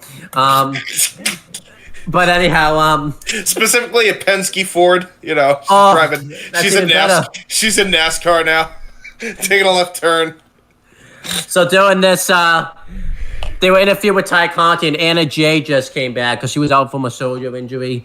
They started a feud in this match. Well, it was kind of ongoing with Thunder Rosa and Nyla Rose, and then Jade Cargill was in on the feud, and Mark Sterling got her like a really good number and all that type of stuff. And then on Dark the day before, because they did like a special episode of Dark, I think Red Velvet faced Sky Blue, And Sky Blue, because she was from Chicago, got so over that Tony Khan was just like, "Yep, you're gonna be in the Battle Royal now, pretty much." So that's kind of like a little bit of tidbits. There's other stuff that goes on in the match, but I'll talk about that as we go through it. And the Casino Battle Royal, we've gone through the rules before. Just go watch the Double or Nothing 2019 retro because that's what basically the rules. It starts off with the clubs. The clubs consisted of Hikaru Shida, Sky Blue, Emi Sakura, the Bunny, and Abaddon. Sky Blue, and I think we should mention this. They actually got the timing better for the entrance because I remember that was a big criticism that a lot of people had with the early Casino Battle Royal matches where no one really got like an entrance type of thing. Everyone just kind of came out together. They actually fixed that issue. I think this is the year they fixed that issue where everyone just gets their own entrance and all that type of stuff. So good on AEW for fixing that. And yeah, Sky Blue got a big ovation because she's from Chicago. Hikaru Shida got a big reaction. This is kind of when Shida's momentum kind of stalls. Like she loses the world title and then just never gets a rematch for it and just basically disappears and goes on Elevation for a while for no reason. So that was weird. And yeah, the match starts. Shida and Sakura go at it for a little bit, which was pretty cool. And what's cool about this is they inadvertently end up working together in the match. They take down the Bunny and Sky Blue with double drop kicks and all that type of stuff. And they do the drop kicks simultaneously together, but they don't really mean to work together. Then they go to fight, and then Abaddon pops up out of nowhere, and Shida and Emi Sakura have to work together. This is when Emi Sakura, by the way, I came back and changed gimmicks, by the way, too. Like, she became, like, the queen gimmick, pretty much. James, we can't hear you. Oh, okay. I thought you were trying to say something. But anyhow, so eventually, during this, Abaddon tries to eliminate Sky Blue. And Sky Blue eventually just gets eliminated by Abaddon. I thought Sky Blue should have lasted a little longer since she was the hometown person. She should have gotten like an elimination. She's like the first one out, but it is what it is. And then eventually everybody works together. Emi Sakura and Hikaru Shida work together to eliminate Abaddon. So she gets eliminated. And then, the match continues. We have the Diamonds come out. The Diamonds consist of Anna Jay, Kara Hogan, Kylan Ken, Diamante, and Nyla Rose. Nothing really too significant happens. Anna Jay goes after the Bunny because they're feuding. And Kara Hogan looks pretty good in this battle royal. And Nyla Rose and Diamante work together for reasons that I don't really understand. But it does happen. And then it's time for the Hearts to come in. The Hearts consist of Penelope Ford, Riho, Jamie Hayter, and Big Swole. And we have some eliminations happen during this time. Kylan Ken and Kara Hogan both eliminate each other by accident by going on the top ropes, and they just end up falling to the floor. And then Riho gets eliminated. She ends up rolling out of the floor, and we didn't really see her elimination happen. I think this was a botch. I'm not really. Who the fuck said Big Swole? I can see what you were doing here, James. You're throwing a swoop. Who the fuck said Big Swole, bro? Yo, yeah. Hold on. Hold on. I got. Hold on. I'm just gonna bring the boys in all together collectively, real quick. Hold on. Nah. Don't bring it. Don't bring them in. Nah, bro. Because Mike said one thing that was crazy during our live watch. A lot of this. Casey remembers. I know Owen remembers. Man, Jazz looks different. How the fuck? How dare you? How dare you? This is not me. Don't shoot the messenger. Don't shoot the messenger here. Hey, Zero, before you go, I got a question for you. Yes, Poppy? Where's the goddamn lie, amigo? Bro, let me tell you something, all right? Yes, Pixpo has like a big ass Bruh, I'm gonna be real with you. When I first saw Pixel, I'd never seen a human being with a nice sized head but a small ass face, bruh. That's outrageous. Her name is Swole. Her name is Swole, but she's not even swole enough. She's just an average size. That shit was crazy. She was fucking dude, big swole, not big at all. Yeah, it's and then sucked in the ring, by the way, and then accused AEW of being racist, even though they were giving Jay Cargill the fucking TBS title. Yeah, good job, bitch. She's married to fucking Cedric, and like I remember at the time, but no, this is real shit. So like on Twitter, right? They bunch of freaks, bro. I swear to God. Oh, we know. They've been. I follow their Twitter because they're freaks. To be fair, I do respect that. I respect that they freaky. I respect they freaky. Nah, run that back. Hold up. Why? What do they do? Followed them because they was freaky. What do you mean by that? What do you mean by that? They get freaky at sex, right? That's all that means. That's all that means, right? Bro? What do you mean? What do you call me? Oh, fuck off. No, we ain't doing this shit. Nah. That ain't flying, bro.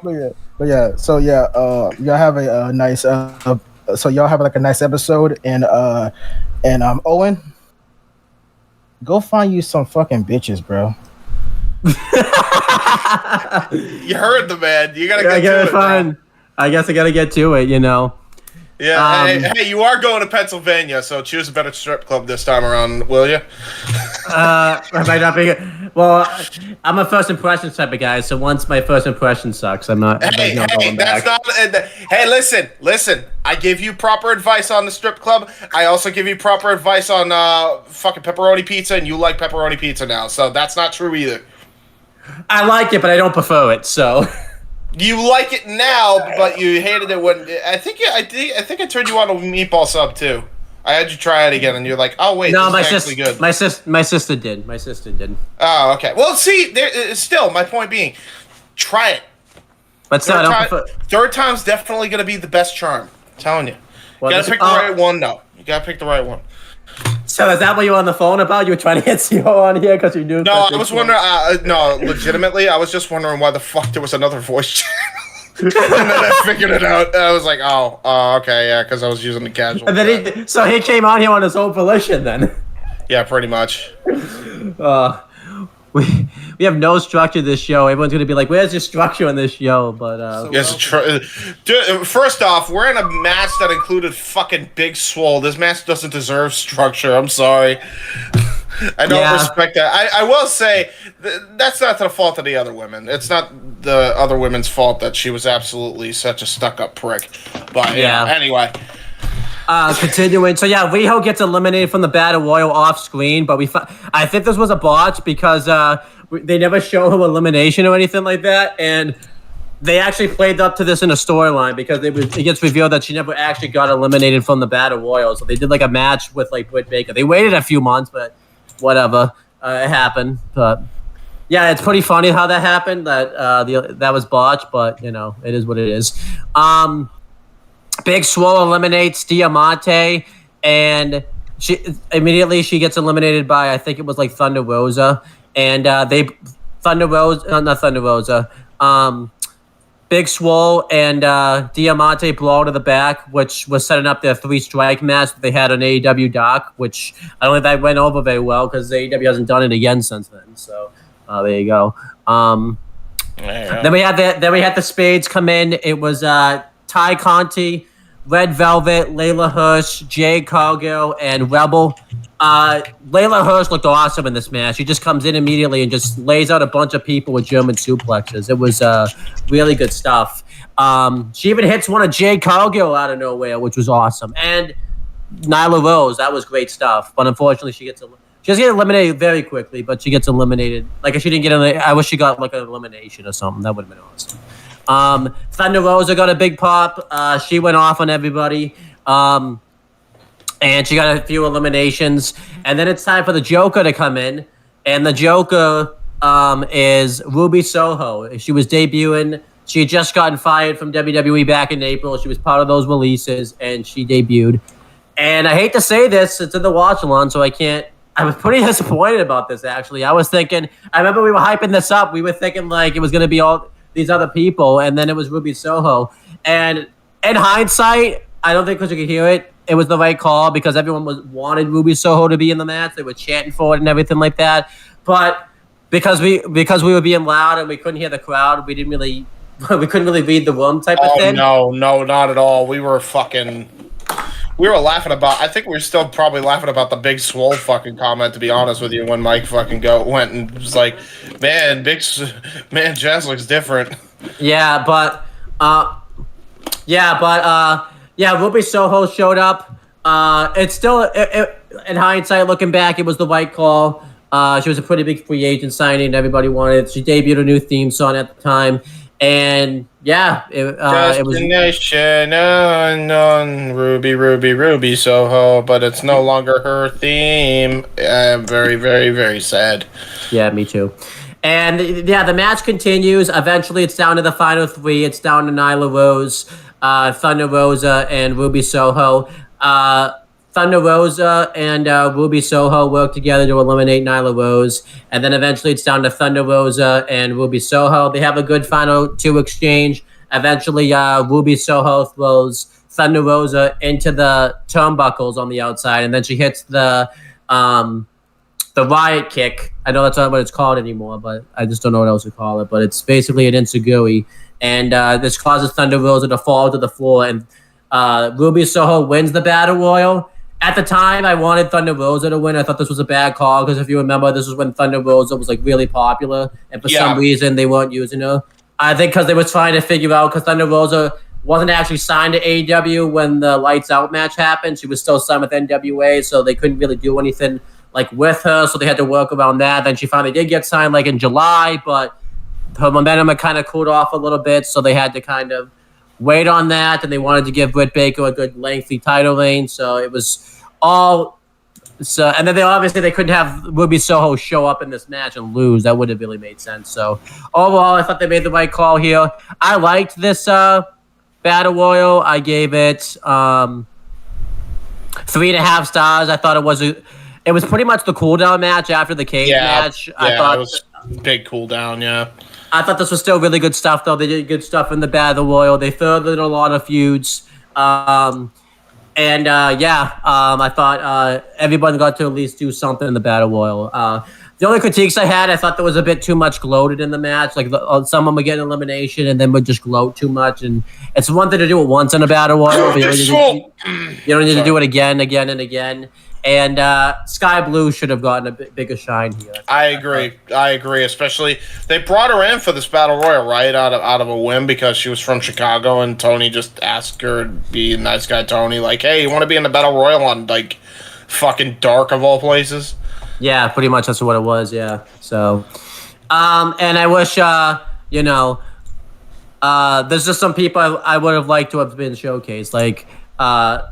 Sky Blue didn't even have to get an elimination, but she could have been the Iron Woman at least in the Battle Royal and lasted until like the final 4 or something like that. Like that. I think it's funny because like a lot of people like she's underrated, man. She's actually an underrated wrestler. She's really good. I hate to say this. I think the reason she's so underrated is because a lot of people, let's just say a lot of people are creeps about online and all that type of stuff. So, people listen, ladies and gentlemen. Okay, but you know what? Since it's brought up, let's have a talk, right? I am also a connoisseur of the derriere, but goddamn, do you people take it way too goddamn far? Chill the fuck out.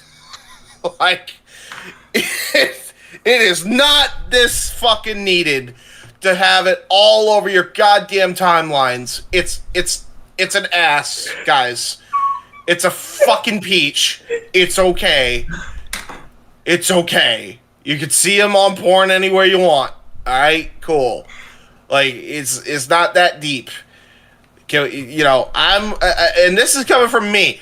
I like the female anatomy just as much as anybody, but goddamn, people, goddamn, you don't need to take it as far as you do. Jesus. I just think I say that because like no one really thinks of Sky Blue as a great wrestler because of that now, because that's all they see now. Because all they see is that she has a nice ass. Like, okay, great. That's not all she is, guys. She can wrestle. She's a very capable and very good wrestler. And people need to like actually give her some fucking credit for that. I don't know. Maybe they will. Maybe it's like one of those fucking weird phases where it's like, oh, she's hot, and then they're like, oh wow, she's actually really good in the ring. Maybe it's like a Trish Stratus complex. I don't know. Yeah, but anyhow, I give the match 3.5 stars. What do you give it, James? Anything else you want to say about it too? I give it 2.5 because I like the winner. Other than that, it's Battle Royal. I mean, I've seen about 1,000 Battle Royals. I feel like too it's disappointing because the AEW usually goes all. No pun intended, all out for the Battle Royals, and they really kind of didn't. That was pun excellent. That was pun. I'm bullshit on that. Now hold on. Now I have to ask because now it's been brought up. You know, talk about going all in with the Battle Royal, and then they went all. Did they go all out as well? And then when is their sequel going to be? It's going to be all. It's going to be half in and half out. Maybe they go to in and out. You know, potentially. You already made this joke, so I'm making it again because Casey didn't hear it. He wasn't here before. He couldn't watch the episode. You just cost me a view right there. I must say the joke again, especially because I'm tired, and this match I don't care for particularly, so I'm trying to make something out of it. So, Casey, anything else you want to say about the Battle Royal when you're star rating for this? You've seen one, you've seen them all. Yeah. Do you like the concept of the Casino Battle Royal at least? It's something different, so that's good. There you go. Well, that doesn't mean you like it. You can say you don't like it. It's not that I don't like it. It's just, again, it's a battle royal. Yeah, fair. Fair. I was trying to be like, hey, yo, bro, like, did you like it though? And fucking like, and then you just said it was different, so it was like, okay, yeah, fair enough. Okay, so he doesn't like it. It's a battle royal. I get it. I think it's disappointing because AEW usually, fires in all cylinders with their battle royals. This one they just kind of a half-ass put together type of thing. So, yeah. It should just include pinfall submission, New Japan style into it. Yeah, I think that would make it like way more interesting if they did that. Actually, false count anywhere too. Like you could that'd be cool. I wonder who had that idea. Oh yeah.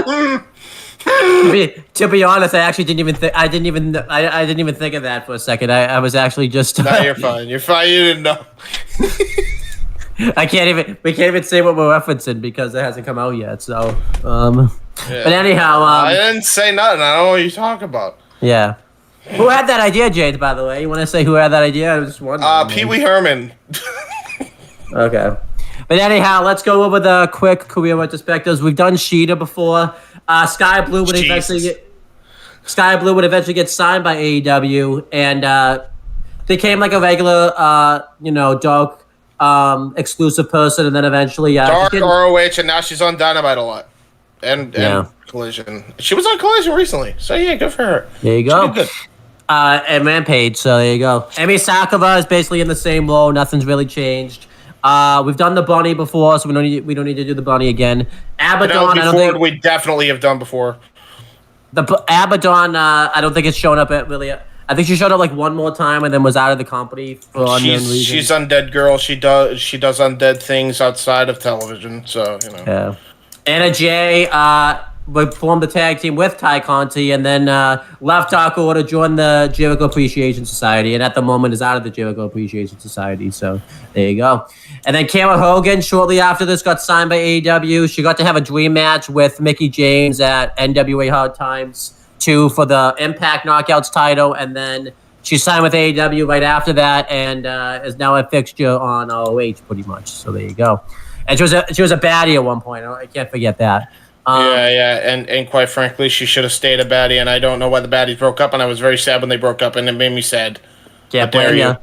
And then Kyle and Ken, once the pandemic ended, just kind of went back to the indies. She had a killer match with Camille at I forget what the pay-per-view was, but it's Empowered. No, it wasn't Empowered. It was Oh, what's it called? Always Ready. It was at Always Ready for the NWA. I swear it was for Empower. No, it wasn't Empowered. So, well, it was a good match. It really was. And then she eventually signed with Impact and formed it the Coven. Is it the Coven? With Taylor Wilde. They won the Knockouts tag titles, and then they just recently lost them. Diamante hasn't really done much. She's just she's now doing something with Mercedes. Yeah, and so Martinez specifically, not Mercedes Moné, Mercedes Martinez. So we have to wait and see what happens with that. And then we've done Nyla Rose before. We've done Thunder Rosa before. Like you said, we've done Penelope before. We've done Riho. Jamie Hayter became a big star for AEW. She was basically the heavy for Dr. Britt Baker DMD, and then eventually she won the AEW Women's World Title at Full Gear 2022, and then had to lose it because of an injury, pretty much. And she has been out of an injury ever since then. James, you pretty much took care of the Big Swole career retrospective, so there you go. And you want to know more, just watch my goddamn video on the subject and how I have absolutely eviscerate every point she ever made. And then Ty Conti, basically Sienna Jays, because it's the same. Now she's pregnant. That's the only thing that's different. And then Red Velvet, basically see Kira Hogan's, because that's basically the same thing, except she's been out of action for unknown reasons, so we don't know why. She was going to marry Wes Briscoe, and then they broke up randomly for no reason, so I don't know what happened there. And then Layla Hirsch eventually turned heel. I think it was early 2022, and then she got injured. I'm actually the only one that saw that match. She got injured at the AEW show. It was supposed to be for Elevation, but she got injured, and then she just came back recently in ROH, and unfortunately I haven't seen her since she's been back, which is kind of sad. So I guess I'm going to say, James, just get on a club, but I just don't want to pay the money. So it's just like, you know. Well, I mean, you could, but it's like how much a month? I think it's $9.99 a month. So yeah, they got the WWE Network for old price, you know. I have a lot of other subscriptions I got to pay for though. So that's fair. That's fair. Then we have not Layla Hirsch. We just did Layla. Jade Cargill developed an undefeated streak, and she became the first ever TBS Women's Champion, and she lost the belt at Double or Nothing this year, and she hasn't been seen on AEW ever since. And then Rebel continued her formation with Dr. Britt Baker DMD. Why is she not with them anymore? She's just back into a backstage wall, pretty much. Yeah, she got sick of being on camera, from what I understand. I don't know, something of that nature. And then, unfortunately, Ruby Soho, we've done a career retrospective before, but I'll just say this. She became for a while, she became Miss Elevation, Miss Dark. But then once Dark and Elevation ended, she joined the Outcast and stuff, and it's a terrible faction. So, well, in my opinion, it's a terrible faction anyways. You guys may love it, so I can't say that. So I can take it or leave it. It's not the worst thing in the world. I've seen a lot worse, to be fucking honest. There you go. So that's everyone in the battle. That's everybody in the battle royal. So then we have the next match. And I think at this point, I'll just say this. Let's just get this out of the way. I think these next two matches, we've done a career retrospective on both these guys. So yay, good, big, better. So then we have MJF versus Chris Jericho in the final fight / final confrontation, where if Chris Jericho lost, he would never wrestle in AEW ever again. So let's assume, by the way, you guys have watched the Full Gear Retro, because if ironically enough, we did that for a retro, and that's where the first match was. MJF wanted to join a faction, and he tried to join the Inner Circle, and he beat Chris Jericho at Full Gear to join the Inner Circle, and they did the thing in the Inner Circle. They didn't get the tag titles or anything like that, and eventually it started problems with the Inner Circle, and it looked like the Inner Circle were going to kick MJF out of the Inner Circle and beat the crap out of him, because Chris Jericho thought that, and we all thought that he was trying to take over the Inner Circle, but MJF says that he wasn't trying to take over the Inner Circle because he was too busy building his own faction. And that's when the Pinnacle debuted. They beat the crap out of the Inner Circle, and they had the Blood and Guts match. That will be a retro someday, so we're not going to talk about that too much. And then they had the Stadium Stampede match, where The Inner Circle won that, but Jericho wasn't satisfied. He still wanted to get revenge on MJF because he didn't feel like it was a fulfilling win on MJF. So MJF basically forced him to go through the 5 labors of Jericho. Now let's do a quick trivia here. James, I have you do the trivia because I think you might have more of a chance of getting the trivia than Casey would. I'm sorry, Casey. I just don't know if you'll get it. Do you remember what Jericho had to do in these 5 labors? I do not. I was not watching AEW regularly at that time. What about you, James? Do you remember what the 5 labors that Jericho had to do? If I remember correctly, the 5 labors of Jericho, one of them I know was Wardlow. That might have been the final one. That was 4. That was 4. Okay. 5. Was 5 Jushin Thunder Liger or was he 3? He was 3. Okay, and then I know Nick Gage was the second one. And the first, and then you just need the. I'll just say the 5th one's MJF. He's the 5th one, just because. Right. Okay. Yeah. And the first one. Wasn't it Sean Spears or some shit? Yeah, and do you remember there were some stipulations in a couple of these? Do you remember the stipulations with the Sean Spears one? No. Basically, he could use a chair. Yeah, and Jericho couldn't, which kind of backfired. Do you remember what the Nick Gage one was? Deathmatch. And do you remember what the stipulation was for the Juice? Oh, it wasn't Juice and Thunder Liger. It was what's his name? It was Juvi to Guerrero. I Jushin Hooven. Yeah, sorry, I fucked up. Yeah, I meant to say Hooven, dude. I'm fucking tired. I'm getting Jushin Thunder Liger mixed with goddamn Hooven, dude. But do you remember? Do you remember the stipulation? He had to hit a move off the top rope, right? And then do you remember the stipulation for? Well, I mean, the Wardlow one. I'll just tell you, it was MJF was just in his corner, which was done away with pretty quickly. So, now do you remember the 2 stipulations with the MJF match? Because that actually ties into the. Don't remember. I do remember that if Chris Jericho lost, he would have to. Was it retire outright or just? No, that's this match. That's this match. The 5th labor was Jericho couldn't have Judas play, and he couldn't use the Judas effect. So, but yeah, so Jericho got through all the 5 labors, but he couldn't get through MJF. So he wanted a rematch with MJF, and MJF accepted the match on the condition that if Jericho lost, his in-ring career in AEW would be over. So that's basically the reasoning for this match. This match is absolutely excellent. They both start chain grappling each other, and Jericho gets the advantage in the beginning. He beats up MJF. They fight into the crowd, and the referee doesn't do a count out or DQ or anything like that because of the stakes of the match, which I thought made a lot of sense. Jericho throws like this. I don't know what it was, but he throws like this. I don't even know what it was. It was like this big stand or something like that. MJF's head. I don't even know what that was, but it was like even JR was like, "What the hell?" He just threw it at that guy's head, and Tony Schiavone was just like, "Good," like because obviously Schiavone doesn't like MJF, so he's just like, he was just happy that Jericho threw it at his head. It was pretty funny, but I enjoy when Schiavone's like, "Fuck that prick." Yeah, and then. MJF starts targeting the arm of Jericho because it was injured from the blood and guts match. And he destroys the arm of Jericho. He gets it into an arm bar, but Jericho gets to the ropes. At one point, MJF hits a double stomp from the second turnbuckle while Jericho's arms like pressed up against the ropes, which was pretty cool. And then eventually Jericho mounts a comeback.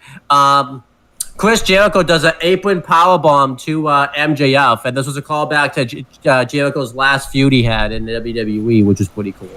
And this was after MJF tried to go for a high-risk move, so I thought that was kind of cool because like MJF tried to go outside his arsenal, and Jericho made him pay for it pretty much.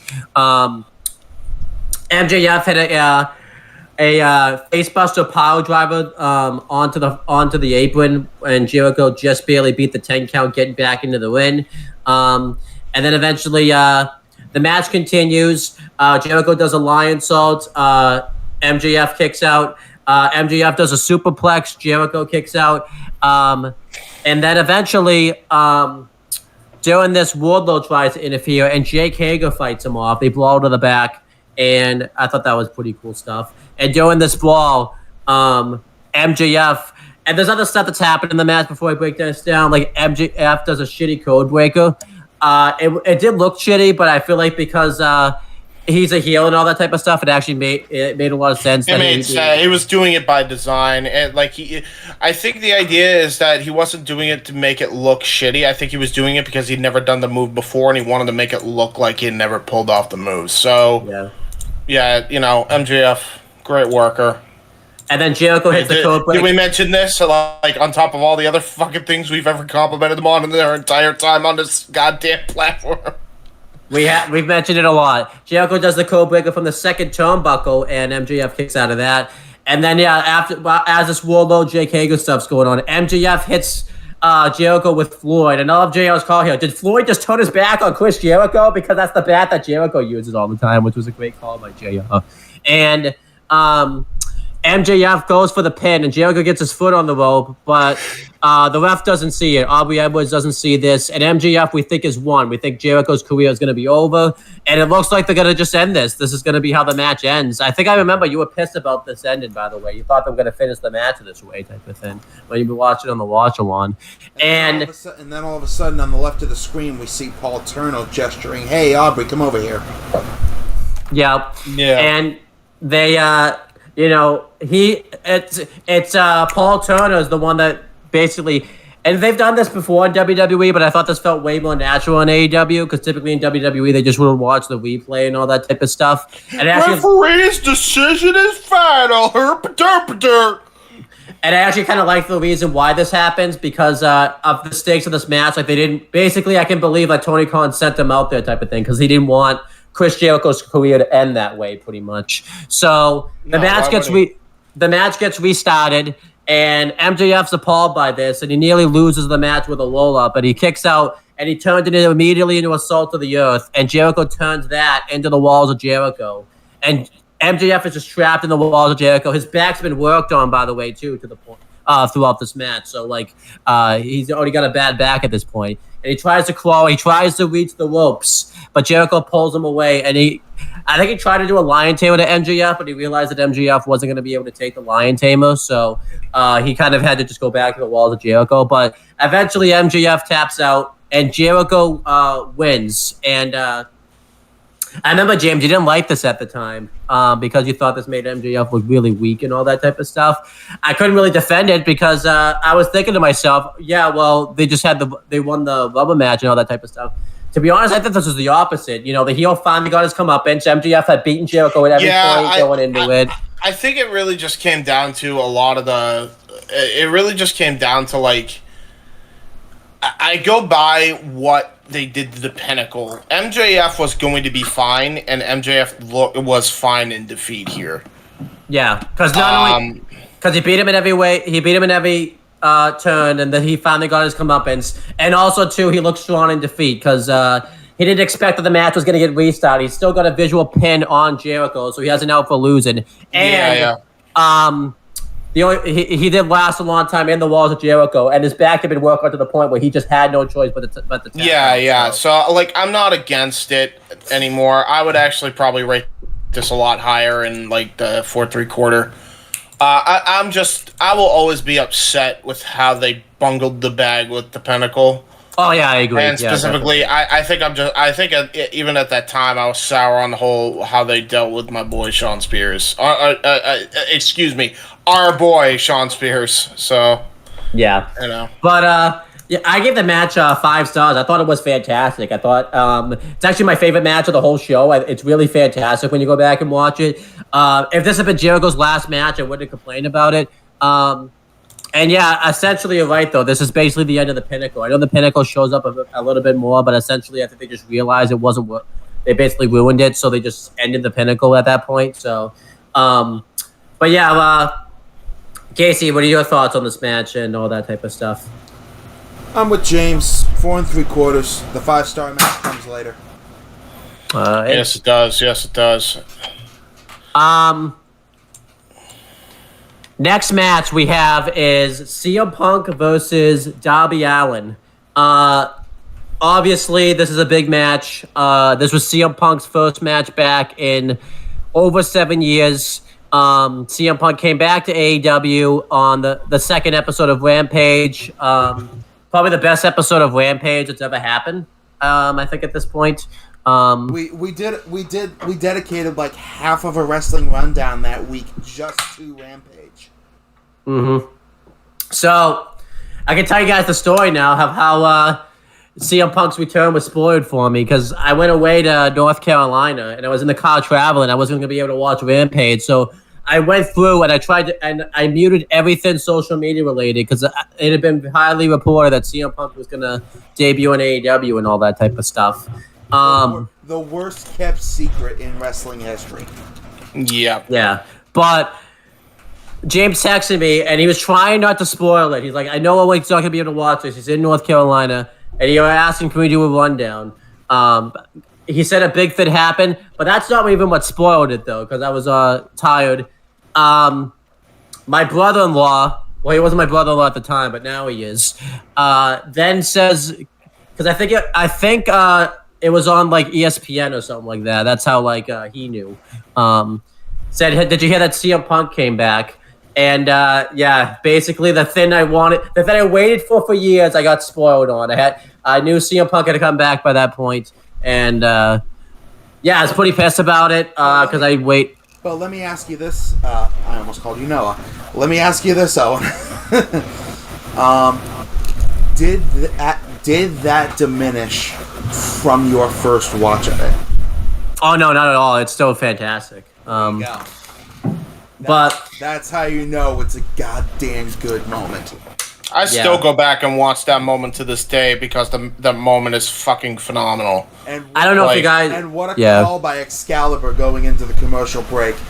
You have waited for 7 long years to see CM Punk talk about his time away from professional wrestling. You only have to wait 90 more seconds. We'll be right back on AEW Rampage. Yeah. Yeah. I don't know if you guys watch Wrestle Talk. Ollie Davis cried when CM Punk returned. That's how emotional. Oh, I saw that. I saw that clip. If you remember that Rampage, he was not alone. But during this time, before CM Punk had even come back, Darby Allin was claiming that he was the best wrestler in the world, and he was calling himself the best in the world. And during that promo, Darby Allin was watching from the rafters. And CM Punk threw out the challenge to Darby Allin to face him at all out. I almost said all in.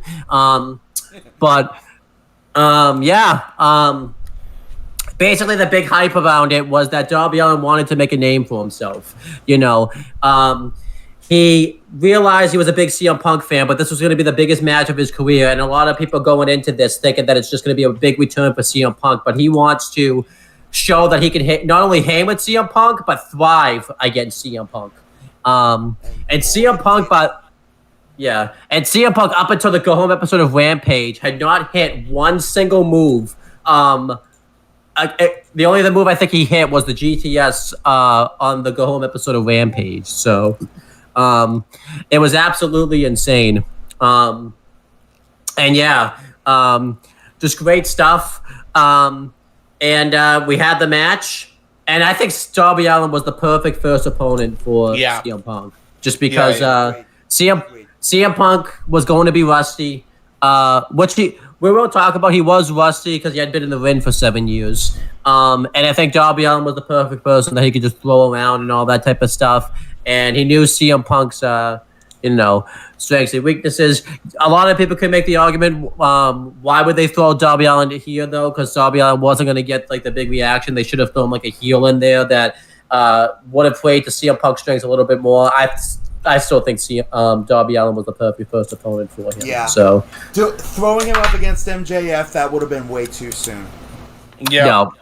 Darby was the first and perfect opponent because you could have done a heel versus face thing and done your typical bullshit, but it's been 7 years if people wanted to see him come back. You're selling the pay-per-view off that alone. You don't need an elaborate fucking story, heel face all the time. You could just go in with a babyface matchup and it'll be fine. And Darby was honestly the biggest fan favorite person that he could have picked. So Yeah. But yeah, going through the match, the ovation that CM Punk gets is thunderous. And yeah, we have the match. They both start doing chain grapples on each other, and none of them is. Can we talk about this real quick? I'm sorry to cut you off, but we got to talk about this really quick. Before they started before the bell rings, I don't even remember who the ref is for this match. I think it's written out to Bryce, but before whoever the ref is rings the bell, you got to note that Darby Allin, despite being like the massive CM Punk fan that he was and is at that time, he was calm, cool, collected. He wasn't letting himself get worked up by the whole spectacle of, oh my god, CM Punk is back after almost 8 years. And I am his first opponent back. He wasn't letting that drive him up a wall. He was cool, collected. He was just sitting in the corner. He wasn't jazzing himself up, and that was a brilliant touch on his part.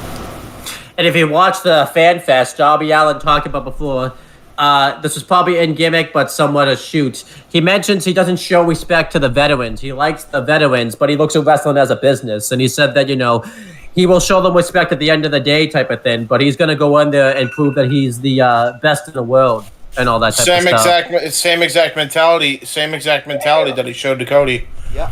Yeah. So, and I love what Excalibur says when the bell rings and Darby moves. He mentions that CM Punk had natural instincts that you still have when you're an in-ring competitor. And I think it makes sense for Excalibur to say this because he was the only one behind the booth that was an in-ring competitor at the time. So he knows how these two have been feeling. Well, I guess JR did have a couple matches, but, not to the level of Excalibur. Can you really count that? No.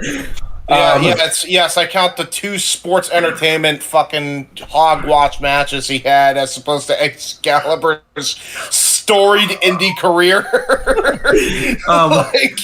And that's even a stretch, by the way.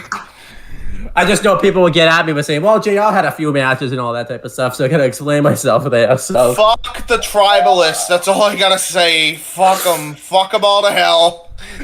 Let them fucking die in the eternal pit of damnation, and tell them to goddamn get a life and fucking, I don't know, touch grass.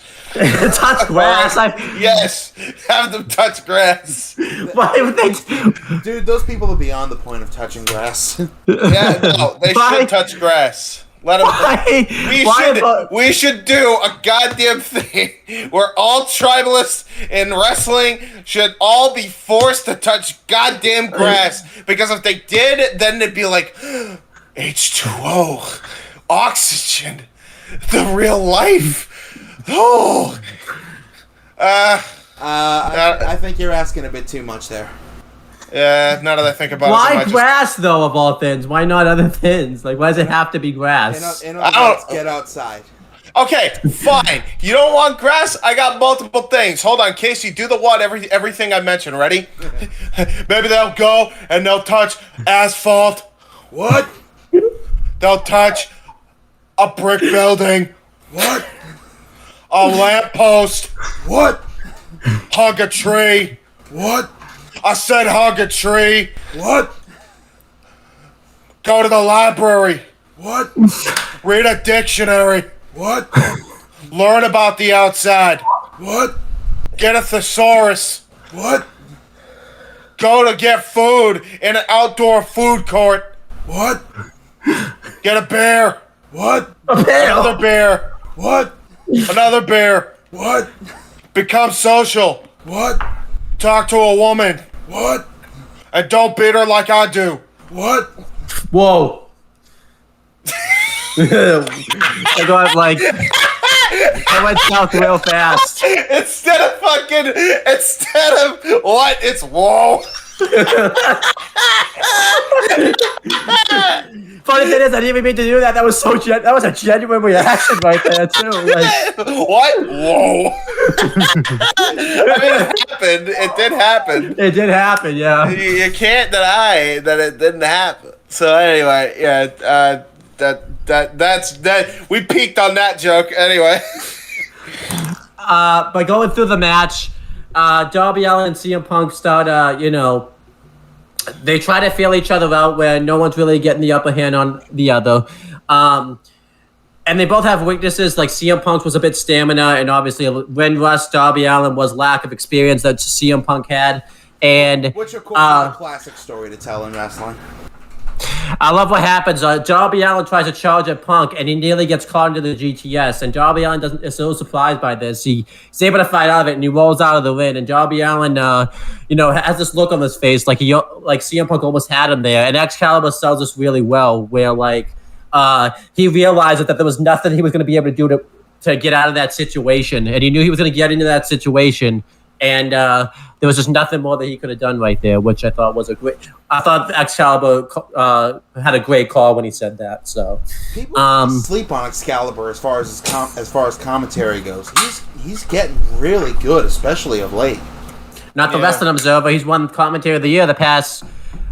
Up until last year, I think he won it every year AEW had been a thing. So do we really count Uncle Dave? No, we don't. No, not anymore. He's kind of let the, even if he's right about shit, he's fucking go away. just go away, please. Hey, I'm the one that take Brian Zane more seriously with star ratings, and he's been doing it only for the last 5 years. So anyhow, so the match starts. CM Punk nearly takes Darby Allin's head off with a wrestling with regret. I sure regret that channel. Ooh, okay. Ooh, you don't like it? I'm an Adam fanboy. There you go. He's cool with Adam again, though. Right. I forgot they did that little thing. Okay, yep, sorry. Continuing to so CM Punk dominates the early portions of this matchup. He picks apart Darby Allin. He goes after his hands and his legs to prevent him from doing any high flying and all that type of stuff. Eventually Darby Allin hits a stun dog millionaire onto CM Punk. And he mounts a really good comeback. He hits some really good strikes. He hits a suicide dive on the outside. He hits a springboard coffin drop while CM Punk's in the ring, which was awesome. The coffin spring, I think Excalibur called it. Yeah, it was great. CM Punk hits a high knee followed by a bulldog. He goes for the GTS. Darby Allin counters, and they both exchange roll-ups on each other, but they never get the pinfall. CM Punk does hit the GTS, and Darby Allin falls out of the ring because of the impact. And CM Punk's unsure of himself if he's going to take the count-out win or put him back in the win. And I guess he chose the count-out win because he goes into the corner like he hurt himself. I don't know if that was part of the match or not, but I think it was part of the match. And Darby Allin just barely beats the count.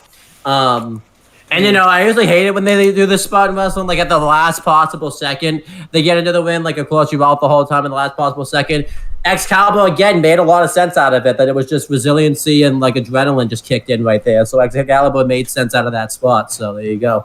And then Darby Allin nearly wins with a roll-up, but CM Punk kicks out, and then he gets onto he gets really on fire. He gets a suicide dive on the outside, a coffin drop to the outside, and then he goes for a coffin drop in the ring, and then CM Punk sits up, and he realizes he had Darby there, and he goes to do a lackadaisical cover, but Darby Allin turned it into a roll-up immediately, pretty much, and CM Punk nearly gets caught right there. And then CM Punk hits a high kick, followed by the GTS on Darby Allin for the win. And before that, CM Punk had also fought out of the Last Supper. I'm not sure, but that might have been the first time someone kicked out of the Last Supper. But yes, it was at that point, yeah. So CM Punk wins the match, which made sense. It was his first match back, and he was going to be sticking around a while. There was no reason for him to lose, but I thought Darby gained a lot in defeat. And if they do this match again and Darby gets the victory, I think it will mean a lot more. And then afterwards, Sting comes out, and he shakes CM Punk's hand, and everyone kind of shows respect toward each other. So this match was, I thought this match was great stuff. I give it 4 1/4. I think that's still a pretty high rated for CM Punk's first match. He still looked fairly rusty, but I thought he picked it up again pretty quickly. So I give it 4.25 stars. It was fine, and they didn't give us a whole lot, by the way, too. They realized this was going to be CM Punk's first match, and he didn't give us a lot. So Casey, we'll start with you because this is the thing that you really wanted to talk about. So what did you think of this? I'm gonna say 4 3/4 here. The ring rust was indeed apparent, but especially with CM Punk, it's one of those things. It's like riding a bike. It all comes back. There you go. What did you think, James? He broke out the Lawn Boys. That's number one. We hadn't even mentioned that. He broke out Lawn Boys. Lawn tights. Oh, right. For the He record. did. He was wearing long tights in this match. Which is weird. He looked weird in them here, especially. I think he may have skipped leg day for a couple of weeks. It was like Uncle Punk. Uncle Punk. I'm hurt. I'm tired. I'm fed up, and I work with children. Yeah, that's Uncle Punk. Oh shit, it's Uncle Phil, everyone. There he is. Oh no. Oh fucking no. So yeah, there's a few things I'll say about this because I have a lot different take than a lot of people. I think a match doesn't need to always be a bunch of moves and high spots to be a 5-star thing to me. I always think, what's the best story to tell? Is the crowd into it? Are they excited? Are they ready for it? Crowd was super hot for this, number one. Like, yes, and yes. So for me, I go by ring rust added to the story because it's fucking real. I love reality told stories anyway. It was a very raw feeling. It was a very real feeling. Punk was back wrestling in a wrestling ring against a young up-and-comer like he done when he fought Eddie Guerrero all the way back in 2002. Yeah, I mean, this to me is a 5-star match. And That's fair. You want to talk about the Ring of Honor callbacks? We'll get to those when we do the Revolution 2022 retro. Oh yeah. Oh, I can't wait for that. But yeah, absolutely. It is honestly my favorite fucking thing I've seen in wrestling in a long time because I never thought I'd ever see CM Punk back. I stand by him with everything that he fucking went through with the E. I remember it was Thanksgiving 2014. I listened to the whole podcast and everything that he kind of fucking went through after that, and I stuck with him through good and bad, and just the fact that he came back, and then I got to see him finally find that fucking love again for pro wrestling, and you could see it in his eyes right there. Loved every second of it, and I was like, yep, absolutely. Yeah, I was a fan again, and I think I was a fan for a while. I think AEW already reignited my passion. I mean, it cemented it until Punk himself and the Elite ruined it for a little bit, and then I came back again. But that's a story for a different, not this one. Next year too. It's literally the next year. So, yeah. It only took 365 days for Phil to lose his shit. Fucking everybody to lose their shit, really. But yeah, all in all, fuck me. I mean, iconic shit, man. This is so good. So fucking good. I hate to bring this up because we do have to talk about this because it has been 2 years now. Has CM Punk been worth the investment? Because a lot of people are debating that. Some people say that he isn't worth the investment. Some people say it's the same thing that I say with the fucking tribalists. Go hug a fucking tree. Go touch grass. Go asphalt. All that. Whatever you want to do. I don't know. But I think he has been. Do it. I think he's absolutely been, because look at the amount of pay-per-view fucking draw. Look at the drawing power the fucking guy has. They sold out fucking Wembley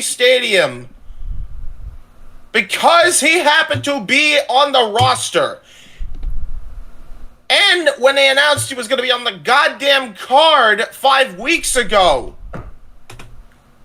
Not even officially a match announced yet. Yep, I'm buying my ticket. And they already had like 60,000 seats at that point. Now they're at fucking 80-something. You know, you look at the fucking First Dance. You look at how they sold the United Center out for the first time ever. You look at how they sold out All Out. And they were actually considering upgrading to the United Center because so many people wanted to fucking see this guy return. They actually booked such a small venue, not realizing they were going to have Punk. And then the ratings, when he was the first there, went up, skyrocketed. And the first episode of Collision, I think, showed that too. Yeah, Collision was up when he showed up. Fucking Rampage got 1.7 million when he showed up there. Dynamite kept staying in the ones on a consistent basis from like 900,000 to 1 million every week. And that's just in Nielsen. There was probably a lot more, to be fair, because Nielsen ain't fucking shit nowadays. And he keeps and you know, whether it's good or bad, he gets people talking about AEW. So like with them being there, so he was on. He was doing legit actual media appearances. Mm-hmm. The others don't do that, and I've been recommending that these fuckers do that for years. So, you know, I mean. Whether you like him or not, he's a goddamn draw, and you know, you should definitely at the very least. I'm not saying you completely kowtow to everything he did because what he did at All Out the year after this was ridiculous. Bad time, wrong place. But for the love of God, like that, with one blemish on an entire fucking career resurgence. Which has been nothing but 5-star matches, memorable segments, fucking feuds of the year with Eddie Kingston and MJF. Come on, Tony. You've been around for 40 years. You're smarter than that. South Carolina, say it for me. What does this mean? Yeah, exactly. I mean, I think people are saying that too because he just had some recent issues with like Ryan Nemeth, and I think he had an issue with where he's decided who can and can't be on a Collision. So a lot of people are saying that too, type of thing. So you know what? By the way, not for nothing. Everybody that says that, I can't believe this is turned into this, but I'll actually defend him here. If I'm Punk, I would have fucking banned these fuckers too. If there was actually a court order, which I doubt that's even halfway true, by the way. But if there is actually a court order, yeah, you're fucking right. I'm gonna ban people from the fucking show I'm booking, because why the fuck am I gonna risk Friends of the Young Bucks and Kenny Omega coming into the fucking area where my show is at to risk a fucking lawsuit? That's fair. You tell me how that makes sense. Any one of you guys, I'll be impressed. I think a lot of people. You know what I mean? Like, I guess they could say they could separate them further enough for the venue so they don't have to be around each other, type of thing, because they're going to have to do that at pay-per-views. If this whole thing is real, it's a fucking sad state of affairs. But if that actually is legit, they have a big ass fucking stadium. To be fair, there you go. You just have one on like one fucking one side have their own suite and the other have their own suite. Yeah, so anyhow, that's I think what basically CM Punk has been worth it. So, Casey, what about you? You've been silent on it. What do you think? Has he been worth the investment? For the most part, I'd say so. Yeah. My big thing is, look, whatever drama happens backstage, it's pro wrestling. It's gonna be made into a work eventually. Just do the storyline, get it the fuck over with, and move on. Amen. There you go. And that from us. And then we have the next match. It's Paul White versus QT Marshall with Aaron Solo and Nick Camarado ringside. Which, by the way, 1 star. We're not going to bother mentioning it, but thank you, Tony Khan, for actually putting this as like a cool down. Because holy shit, we needed a break. The reason for this match, though, was QT Marshall kept being a dick to Tony Schiavone, so Paul White finally had enough, and He stood up for him. QT Marshall made fun of Paul White's hip surgery, and he hired some hired guns to take out Paul White, and which nothing really ever came of. Yeah, the hired guns, the gun club. Yeah. Yeah, nothing came of that really because I think it sucked. So I'm just glad that the guns are actually in Bullet Club Gold and they're actually over. So good for them. I like that. Good for them. And pretty much, Paul White just squashes QT Marshall here. He beats him with a choke slam. He beats everyone up. Like, just absolutely waylays all of them. It's fucked, man. Like, they just get fucked up. Like, I don't know. First off, here's the biggest fucking thing that we have to say about this match. Well, I'm just getting started. And I'm coming down with new room, new shoes, same attitude. It's the best shit theme song I've ever heard in my life. Like, I know. Well, actually, I was gonna say, what about the SAP? But that song's actually good.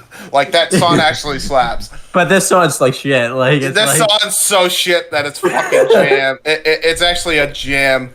I listen to it like unironically. Actually, no, ironically and unironically because it's funny.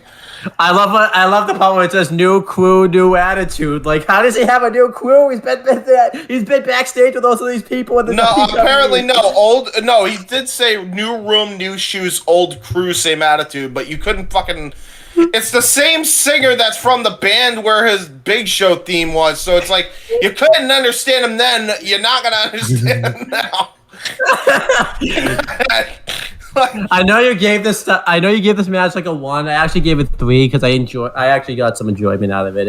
I thought it was enjoyable. I'll give it fine. I don't know. I'll give it a 2.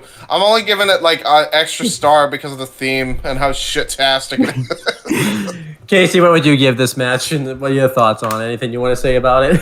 I'm gonna give it 2 because Nick Camarado and QT Marshall are bumping sons of bitches. There you go. Yeah, James, you want to? I'm pissed at what they did to my boy Anthony Ogogo. How dare you? James, you want to do just for the lows? Do you want to do the career retrospectives of what happened with with the factory and all that type of stuff?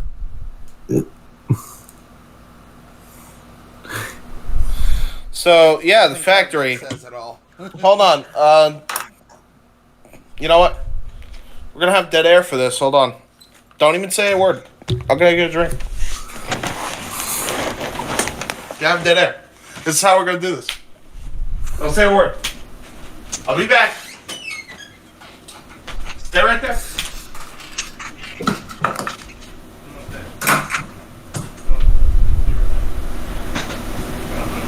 I'm doing a bit.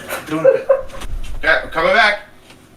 Haircut. Wait, everybody left? Oh, everybody come back. Everybody come back now. Everybody come back. Everybody come back. Everybody back? I don't know where Casey went. Where the fuck did Casey go? He must be getting a beverage of his own. Okay. I should have taken a piss at that time, but He must have had to piss. He must have taken a piss break. Okay. Well. That says it all right there.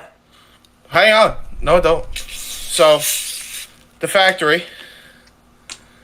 This is the career in a nutshell. Imagine that the soda is the career.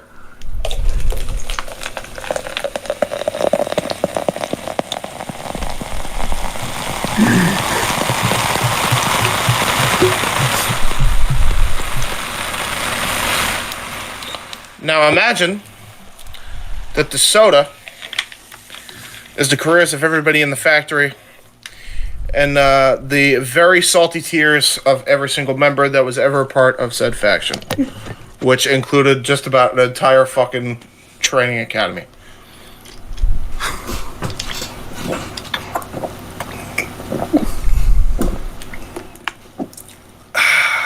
Owen, please tell me you walked away too. I did. Yes! Yes! God damn it, yes! And that was a career retrospective of the factory. That's it. Anything else? Any questions? QT Marshall formed QTV after that, so that's something. Yeah. What's happening with him again? He can't be keep Powerhouse Hobbs, and I'm supposed to care? It's it.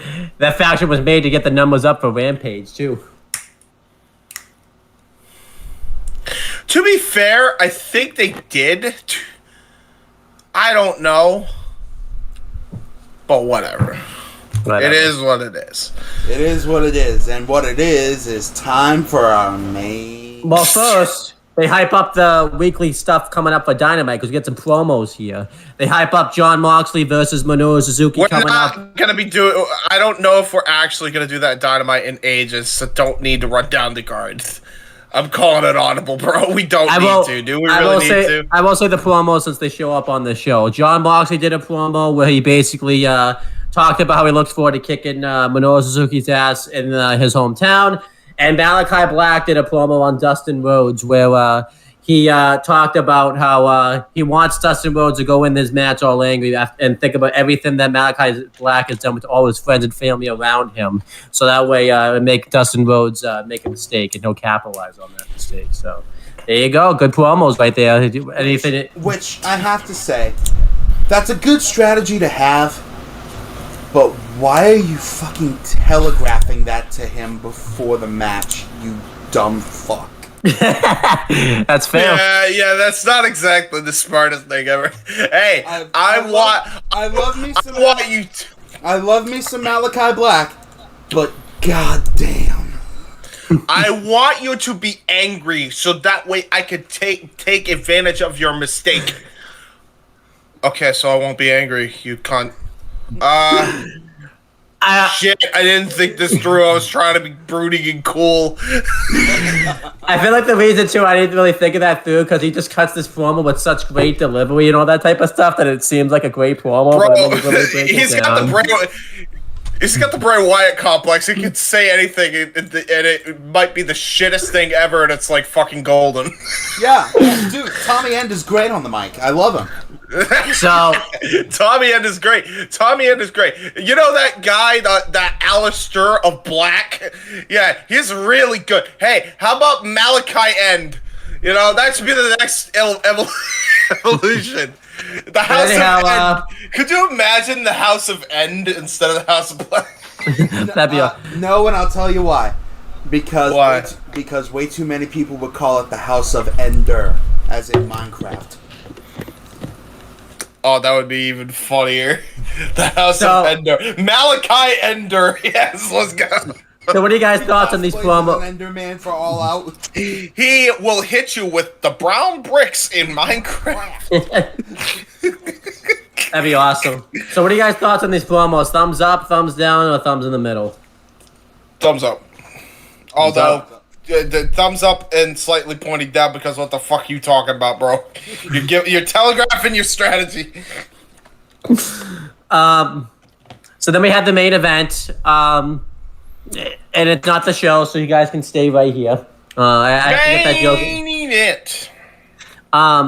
It's for the AEW World Championship. It's Kenny Omega with Don Callis inside, defending the belt against Christian Cage. Now, there's a bit of storyline in there because this is proof that Don Callis didn't like the Young Bucks because he's in their corner. He's not in their corner for the Cage match, but he's in Kenny Omega's corner for the world title match. I think that was a little bit of seed planting right there. So there you go. The reason for this match was it was meant to be Hangman Adam Page. I think they were going to build this storyline up where Hangman Adam Page was going to win the belt, but he wife or girlfriend or something of that nature, right? I think it's his wife. His wife, pregante, right? He wife. Pregnant. His wife pregnant. Yeah. Was it pregnant or was it they were getting married? Pregnant, I think. Okay, so it was pregnant. I think the daughter had just been born or something, and he didn't want to risk. Yes. He didn't want to risk, obviously, being out because of COVID restrictions and all that type of stuff. Because so that's why. Power to him. Yeah. So But honestly, I think we'll talk about that. I think that actually worked out in AEW's favor because I feel like he got I feel like he would have been a bit too soon for him to get the belt at All Out. I think A lot too. Yeah, very much too soon. Yeah. Yeah, they worked around it very well. So good shit. Yeah, I feel like too it would have been overshadowed too with what happens on this show later on too. I don't know how they would have. Yeah, big time. Yep. But yeah, and I remember I was worried too that they were going to pivot to what happens at the end of the show. But I'm glad they still stuck to the plan and just gave the belt to Paige because he deserved the belt at that time. So I'm glad that they stuck to the plan. But so they had to get a replacement opponent. And I remember a lot of people thought this was a wrong decision because they thought this Christian Cage thing came out of nowhere. But a lot of people forget this was like Christian Cage's first face-off that he had when he came to AEW. He made his debut at Revolution, and he had a face-off with Kenny Omega, and they were kind of teasing this match for a while anyway, so they just did the match at All Out. Well, actually, that was their second encounter. Their first encounter happened at the first ever episode of Rampage, which is where Christian took the Impact World title back to Impact. Yeah, and it was starting the storyline, like, was the Kenny Omega starting to crumble? He was losing all his belts. Well, not the AAA belt. That's the one thing. He should have lost the AAA belt like right after he lost the Impact belt. That would have really sold the storyline even more. But that was you can't blame AEW for that one. I think that was a AAA call right there. So yeah, for sure. Yeah. But they were talking about the history of those two that Don Callis and Christian Cage had with each other when Christian Cage wrestled at an indie show that was run by Don Callis. Don Callis fired him, so there was that history going on. So it's not like they didn't have any history here. Christian Cage and Kenny Omega had a lot of history together and all that type of stuff. So, and yeah, Christian Cage was probably on like one of the best runs of his career at this point, and it's not even probably his best run that he's even had. That would come, a year later type of thing. Not even a year later, this guy's like the biggest heel of the promotion. So it's insane. Yeah, which is funny because he usurped MJF only because MJF turned face. And I think in a lot of cases, he was acting way more despicable than Max ever did. Yeah. Which is saying a lot, by the way. It's saying a lot. That was a hard thing to do back then. Hey, why don't you call your dad and see how excited he is for you? Oh, wait. Yeah, that was crazy. Yeah. But he was babyface, full on. He was Captain Charisma still. He was babyface all day, every day. So... yeah, it's insane. And he actually reps the Impact World title when he comes out, which was awesome. Impact got some great representation, and that's actually great for Impact with how many people were at this show and bought this pay-per-view. So Impact got a lot of eyeballs here. The match starts off. Kenny Omega immediately tries to go for the V-trigger right when the match starts, and Christian Cage counters it, and he goes for the kill switch, but Kenny Omega has to take a powder and take a breather after that. And then they kind of start off. Christian Cage gets the advantage on Kenny Omega. Kenny Omega had his hair dye blue in this match. I don't know why, but he did. Because fuck you, he's Kenny Omega. Yeah. Why wouldn't he?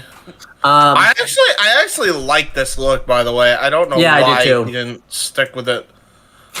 Christian Cage, gets the advantage. He hits a really good, he Irish whips Kenny Omega hard way into the corner, and then he hits a really good dive from the top turnbuckle onto the outside, and he tries to get the pin, but he doesn't get it. And then they fight to the outside. Eventually, Kenny Omega thumbs Christian Cage in the eye, and he hits his suplex on the outside, and he throws him into the steps. And then Kenny Omega takes out a table, and Don Callis is distracting the referee, and he hits a double stomp onto Christian Cage while the table's on top of him, breaking the table in the process. And I thought that was awesome. And then Kenny Omega tries to do a suplex through the table, but Christian Cage fights out of it and sends Kenny Omega into the guardrail and hits a Russian leg sweep into the ring apron, which was cool. And then Kenny Omega starts to dominate. He hits a V-trigger onto Christian Cage. He hits a vicious dragon suplex. And there's that one point where he's just spamming dragon suplexes. And eventually, Kenny Omega's about to go for the V-trigger. And Christian Cage flips him off. And because of this, Kenny Omega just hits a dragon suplex on him again, followed by a V-trigger, which I thought was absolutely awesome. And he tries to beat Christian Cage there, but Christian Cage kicks out of it. Kenny Omega hits a running face palm onto Christian Cage, but Christian Cage kicks out of it. And then Christian Cage mounts a comeback. He hits various punches in the corner, and Kenny Omega tries to turn it at first into a one-win angel, but Christian Cage fights out of it and just sends him again to the corner. Christian Cage hits a reverse DDT, but Kenny Omega kicks out of that. And then eventually Kenny Omega hits various V-triggers, and he goes for the one-win angel, but Christian Cage tries to counter into a roll-up. And then eventually they fight towards the apron, and Christian Cage hits a spear off the apron through the table onto Kenny Omega, which was just absolutely insane. That was a fucking gnarly spot. I'm surprised I didn't die off this. Considering, too, like, Christian came back to wrestling not too long ago because of concussions. Yeah. And the fact that he was taking risks like this again was like, what the fuck? Like, holy shit. Don't knock Kenny Omega either. This dude was working hurt, by the way, by this point. Yeah, he was fucked up here still, and he was putting on a fucking. By the way, what is a 5-star match? I think we're all gonna be in agreement of that. Yeah, I agree with that. And then Christian Cage hits an inverted spear onto Kenny Omega, followed by a regular spear, but Kenny Omega kicks out of it. They fight back and forth. The Good Brothers run out, and Christian Cage is able to fight them off, and Kenny Omega still tries to go for the one-win angel, but Christian Cage turns into the kill switch, and Kenny Omega kicks out at like 2.99999, and then Christian Cage doesn't know what to do. He's going to hit the kill switch from the top turnbuckle, and Kenny Omega thumbs him in the eyes, gets him up on the position for the one-win angel, and Kenny Omega hits an avalanche one-win angel off of the top turnbuckle. And Kenny Omega wins the match and retains the AEW World Championship. I thought this was fantastic. Like we all said, 5 stars. Really great stuff. I think this match might be better than the first match just because they had a lot more time to do stuff with it. Just really great stuff. Casey, what did you think of this overall in your star rating? Because I think we'll cover what happens at the end after we cover the match. This is the 5-star match of the night. Christian Cage, Kenny Omega, 2 Canadian veterans putting on a clinic in there, telling a great story, technical prowess all throughout. Nothing bad to say about it. Not a single thing to say bad about this. What a fight. It was a 5-star. You know, you'd say what you want about everything, but there's a reason why everybody wants the match, not just because of the fucking backstage beef now, but because there's a reason why the number one dream match everybody wanted to see is Kenny Omega and CM Punk. It's because the two can produce bangers. On this show, you have fucking high-level performers, and they fucking had 2 different matches. They both were different styles, but they both were fucking great. So, So let's talk about this before we even break down the end of it, because we're never going to get another chance to talk about this.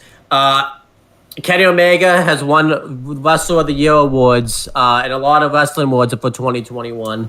And a lot of people think it should have been Roman Reigns because of what Roman Reigns was producing and all that type of stuff. Which they were both producing great stuff. Let's not also knock what they were both doing. I have even gone on record in saying that Roman absolutely was doing a lot of great work, but you were not going to dethrone Kenny Omega from his perch. There's no way. Especially considering he was way too over. He was at that point he had 4 world championships, and if you're going by Wrestling Observer, PWI, he was getting all those fucking awards. Like there was no other person that was going to get those awards than Kenny. When you factor in the real reason that he was working hurt throughout that entire time, and on top of the fact that he won 3 different championships and had 4 belts to fucking showcase for it. And got the pay-per-view numbers up for both companies that he was in when he won those. Yeah, AAA got huge pay-per-view numbers. Same thing with Impact. Like, they hadn't seen a surge like that since Slammiversary 2008. Like, if you're not going to give Kenny Omega his flowers that year, you're going to get laughed out of the industry. Yeah. So, Kenny was going to be number 1 over Okada, over Roman. Didn't matter who you put him up against, he was getting that number 1 spot. So then the show wasn't over yet though. Afterwards, Kenny Omega basically just brags about everything you just said. It's just, he says it in a heel way because he's a heel, where he just brags about the fact that nobody. He's a bad guy. He's rude though. He just brags about the fact that he's the AEW World Champion and no one's gonna beat him for this championship. And during this, the Good Brothers. It's so crazy to fucking think. By the way, they were in AEW and they weren't even under contract with AEW. They were with Impact and they were on the show. It's insane. Like, what was wrestling anymore? Like, and then later on, over a year later, they go to the other company. So it's just the Good Brothers were working everywhere. Yeah, the Good Brothers were working everywhere, and now they're working nowhere, and they're in catering again. Yeah, it's unfortunate. Sorry. Yeah, but they just stopped beating the crap out of Christian Cage. Eventually, Jurassic Express went out and tried to even the odds, but due to the numbers game, they weren't able to do so. I like to the Young Bucks, by the way, come out here and they have like ice packs all over them and all that type of stuff because they've been in that cage match earlier. It was pretty funny. And the Young Bucks. To be fair, they got fucked up in the match. So I mean, I know you just know the Young Bucks did this too, just for the laughs, though, just coming out like that. But then they knew they were gonna get laughs. So, yeah, Kenny Omega says that no one's gonna beat them for this world championship. Lights go out. And when they come back on, who comes out? None other than Adam Cole. It's all about the boom! Adam Cole, baby! Let's talk about the story. What an ovation, by the way, for this guy. Well, let's talk about the story behind this. I think you can correct me if I'm wrong, but the dude was just on NXT TakeOver. It was like the last, basically, hurrah of the NXT Black and Gold. And he lost a loser leaves NXT match. And I think, a lot of people were thinking he was going to the main roster. I think WWE buggered his contract up. He thought his contract was going to be up in December that year, but it was actually up sooner. They sat down and finally started talking about contract negotiations and all that type of stuff. And as we find out later, what Vince wanted to do with Adam Cole was he was going to make him Keith Lee's manager and call him Budge. Or Bludge, what was it? I don't forget what the name was. Whatever, it was dumb, creative. We don't talk about it. Bludge and Bearcat. That sounds like a 70s sitcom. It sucked. And Adam Cole basically was just like, you know what? I see what AEW is doing over here. My friends are here. My girlfriend is here. I'm gonna go to AEW. And Adam Cole basically did that. And yeah, he was here, and he. I'll admit, I think you're going to see it in the watch-along. I was happy to see Adam Cole, but we'll get to what there was a person I was kind of expecting to come out. But that's what AEW did. They played at your heartstrings with that. Yeah, because we all thought it was Brian, and then it was Cole, and we marked out for that. And then Cole joined the Elite. We marked out for that. And then Danielson's music plays to save the day. Yeah, it was. I will say that remix. The only reason that song even has any fondness for me now is because Jesse Davin's fucking comment on the open mic night intro. Anytime I hear "Born for Greatness," I'll be popping my pussy, having a great time. But anyhow, so That's a legit quote. I'm just the messenger. Don't shoot me for that. But yeah, Bryan Danielson, debuts. He the faces stand tall. Bryan Danielson hits a bull psycho knee onto Matt Jackson, and You wanna say that again? Bo Psycho knee? I think it's Boo Psycho knee. Boo Psycho knee. Okay. I never heard it pronounced Bull Psycho knee. That's why I thought Excalibur's been saying all this time. So, it's a Busaiku knee. There you go. Excalibur just talks fast. He talks fast, and he talks at a certain cadence all the time, every time when he's on. But yeah, Bryan Danielson debuts, Adam Cole debuts. It was probably like one of the biggest jumping shit moments, I think. And then Marco Stunt gets released like 2 months later. Why are we laughing about this? This isn't good. I know we're such dicks, but you can't not point it out because he's there with everybody else and all the faces, and he's there, and he's not there in like 2 months. He goes away. I was wondering what happened to him too, and then I was like, oh, yeah, I guess he got released. Yeah, Apparently, okay, so this is apparently the kayfabe thing. I'm not even kidding. This is apparently it. So you know how we all know Marco Stunt just left because he just like, you know what, they obviously don't have plans for me anymore. We know that's the real reason. You know, you remember that segment where Christian Cage looked at Luchasaurus? Is like, remember what happened to Marco when Luchasaurus was going to try to attack Christian at that point? Yeah. So, call me crazy, but I think he's saying that he ate Marco Stunt. He ate Marco Stunt. Apparently, I guess is the kayfabe reason why Luchasaurus puts up with Cage's bullshit. But what if Marco Stunt comes back? How are they gonna explain that he didn't? How do you come back from being eaten? Like that's easy. You got vomited. He either got vomited out or he came out the other end. There you go. But yeah, anyhow, this still was absolutely deadpan. Like, I'm not even gonna dignify this with a response. I did respond. I said, "There you go." So yeah, well, I mean, barely a response, but let me stay corrected. But yeah, it was an awesome ending to the show, though. It's probably the two of the biggest people that jumped ship since probably Jericho when he jumped ship back earlier in the year. Like, I want everybody to consider this. There's a reason why the roster got so bloated after this point, because everybody that saw this wanted to jump ship after they saw these guys jump. Now, I want you guys to keep in mind, in the span of Revolution 2022 all the way to All Out, Paul White, Mark Henry, Christian Cage, CM Punk, Bryan Danielson, Adam Cole, right? Now, these are very different names for different reasons, but there's a common thing between all of them. There's a level of respect between all six of these guys within all of these guys as peers, and their fans just respect them for their body of work, right? And the amount of shit that they had to put up with in the E, which is the biggest key thing. That's another big thing. So the fact that they all jumped ship and they all were used prominently and they were all a part of this big-ass show, right?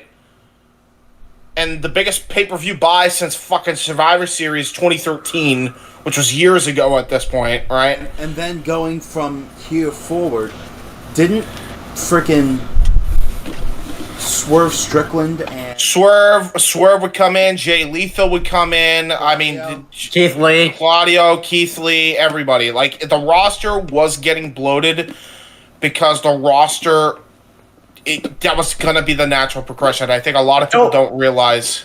Don't forget, Kyle Red Dragon came in not long after this. Because Adam Cole was there. That's what I'm saying, though. Like, yeah. Well, also because 2.0 started too. Yeah. Skittles. Love it. And Roderick Strong this year has come in. Yeah. He's very angry. Very mad. And injury prone, apparently. Is he injured? Kayfabe he is. Oh. Don't forget what he did. I was about to say, he could join up with his buddy Bobby Fish. Where's the lie? Where's the lie? Hey, you know what's funny? Punk took your fucking catchphrase, reworded it, and it got more over than your thing did, asshole. Sorry, just had to get the little jab in there. Remember, it was Bobby Fish's before Punk's, and Punk just made it cooler. Yeah, but overall, this what do you guys all think of this debut of Adam Cole and Bryan Danielson? It was absolutely awesome. Thumbs up. Yeah, I enjoyed this little ending segment. What a great way to close the show. This is the most successful pay-per-view AEW's ever put on. It may be topped by All In just because of the magnitude of it, to be fair. Although, I think it might still be number 2. I think it's going to be very close. I don't think they're going to top All Out. But what a show! This was fucking great. I give this an S rank. I thought it was awesome. Like, it really changes the industry, and it's just an awesome show from top to bottom, pretty much. I agree. There's not a bad match on the show, and there was great stuff all around. I give it an S rank. I debated on whether giving it just an A+ grade, but like, man, I just went back on this and I just had a good time. It was fun. You know, it wasn't a fucking drag. I mean, even for as long as the show was, you know, it was great. I think one thing we should say, like, that it's not as good when you watch it by yourself, when you watch it with people, but that's all wrestling pretty much. So yeah, I mean, but even by yourself, if you're just watching it by yourself, this is still S rank all day. Yeah, I will say the one thing that's kind of changed from this show is I kind of wish, like, I feel like AEW this might be an unpopular opinion by me. I feel like AEW overloads the shows, like the pay-per-views, too much now. Like, they try to get everybody on the show. Here, that wasn't the case. I mean, they try to get a lot of people on the show, but they did get a lot of people on the show. They did it on the buy-in. So, yeah. But I'm just saying, like, I remember the show gets so loaded now where, like, the show goes till, like, midnight and it starts at, like, 6 o'clock type of thing. It's like, okay, we kind of have to wrap it up here a little bit now, so. Yeah, 6 hours is too. As we discovered with Wrestle Kingdom, 6 hours is too goddamn long for any wrestling show. Anyway, Casey, continue. Sorry. Yeah, what's your letter grade? I'm gonna say A+, because MJF versus Punk in the dog collar match by itself put Revolution pretty close to the top of my AEW watch list. Yeah, there you go. So because of that, this dropped it down to just an A+ for you, this event? I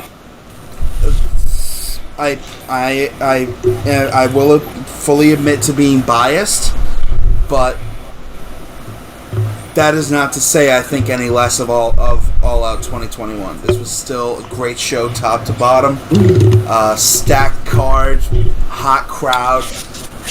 There's plenty to like here, but not quite to the heights of inaugural Double or Nothing and Revolution 2022.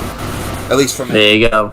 Would you say I would also probably throw Full Gear 2021 in that mix too? I think those are the three best shows AEW's ever fucking produced. I thought top to fucking bottom. I think those are the three best shows ever. I think they've ever done. I thought Full Gear 2019 in there also. Yes, but there was some. I don't know. See, there were some problems with that show to me. Like the thing I say about that is the Emi Sakura match with Riho is a big problem because, well, pays with 1Z. We know the reason. We were not even paying attention. Is my point. So it's like there is Yambag. Yeah, Yambags. Yeah, thanks, Mike. But yeah, fucking. There's that. But yeah, I don't know, man. It was what it was, man. Like, I definitely think. Go ahead.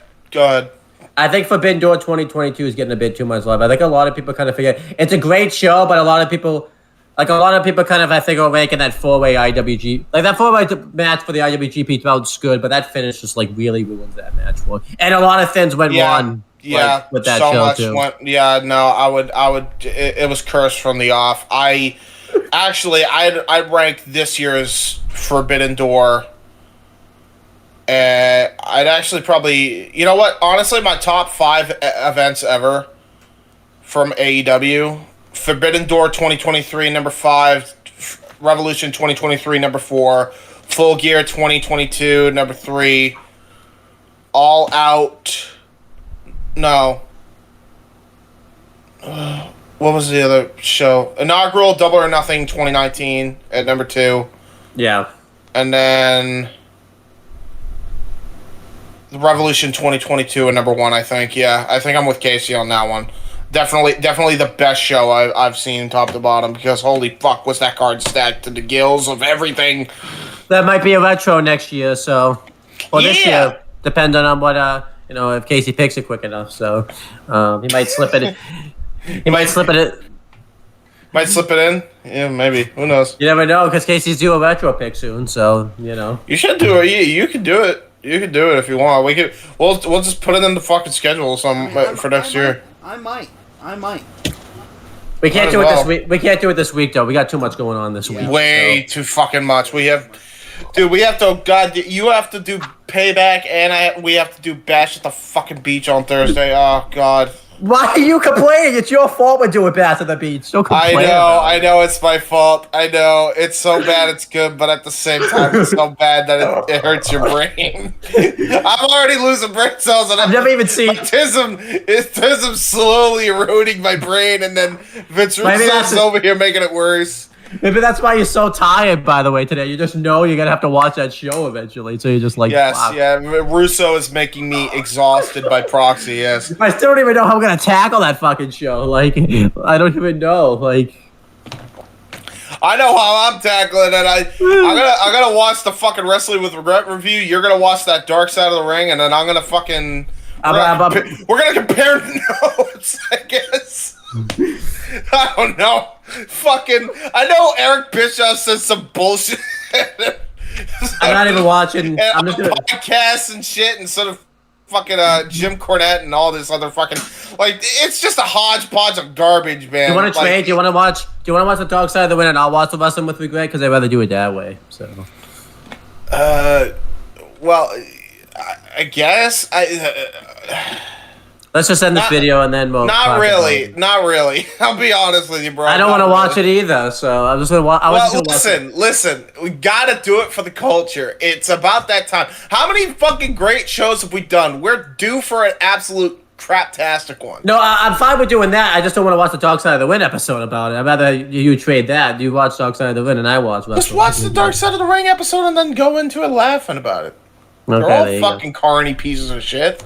But anyhow, let's end this video off. Casey, is there anything you want to plug or promote, or are you good?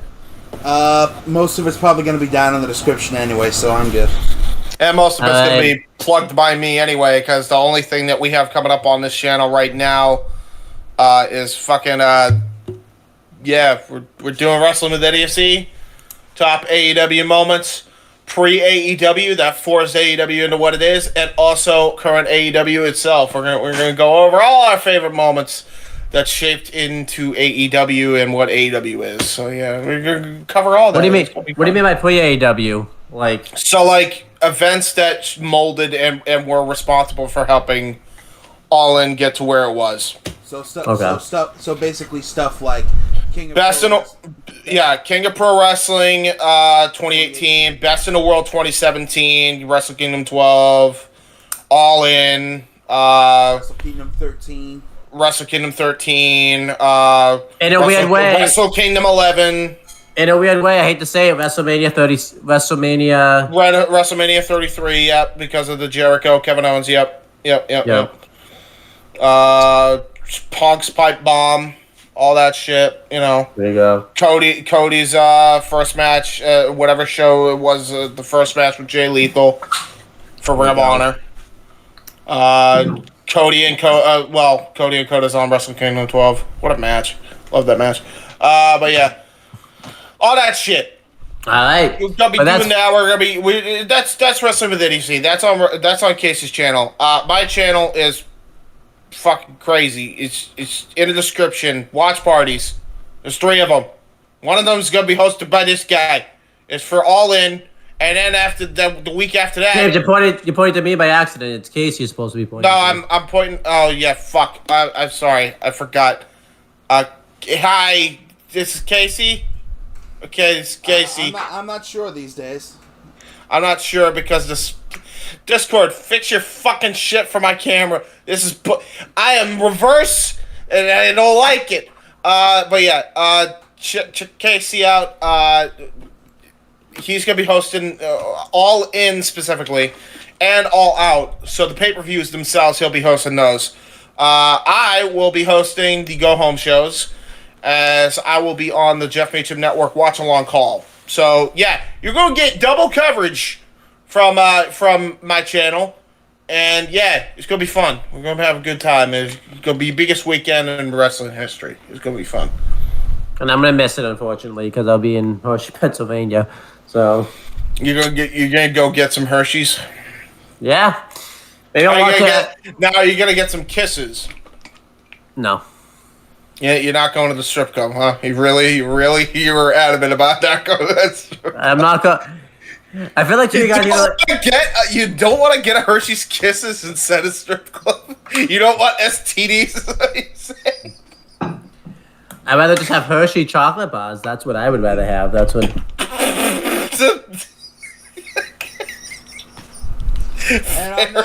And on that note, Owen, plug your shit. Just watch this channel. Watch WWE Aftershock. Watch AEW Spark. We have to make sure you have the raw footage, James. But for some reason, the AEW Spark footage, of course, is. You sent the email to me, didn't you? I'll just download it right now. There you go. And then check out the retros that's been going on. SummerSlam 05. The Raw Retro that was in the UK. It was November 6th, 2017. Wrestle Kingdom 12. I said SummerSlam 05 already. AEW Full Gear 2020. ECW Heatwave 1998. Because last night now, since tonight, since it's 11:59 right now, was ECW Heatwave. It was WWE Heatwave from NXT, and just watch all that stuff. Watch watch every single thing that's ever been produced on this channel by James, by me. Just watch everything. Like it's gonna take you a while, but just go sit down and watch it. Do you realize that's like, dude? You're asking people to fucking take like a 7-year break. You have any idea how many goddamn amount of content that means people have to watch? They got time. Jesus Christ! No, they don't got time. It's 7 years, bro. That's about as long as a punk. That's as long as a CM Punk hiatus. They can do it. Trust me. I have faith in them. No, they can't. Yes, they can. Just have faith. Casey, do people have time for a 7-year break?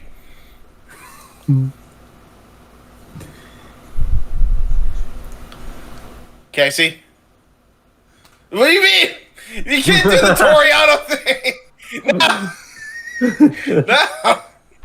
This isn't answering the question. Did I mention I am Taish? God damn it. Alright, yeah, this do your catchphrase. They have time. Get the hell out of here. So since this is being recorded, they don't have time. Since this is being recorded in the past, we would talk to you guys in the future. 7 years into the future. No! Yeah.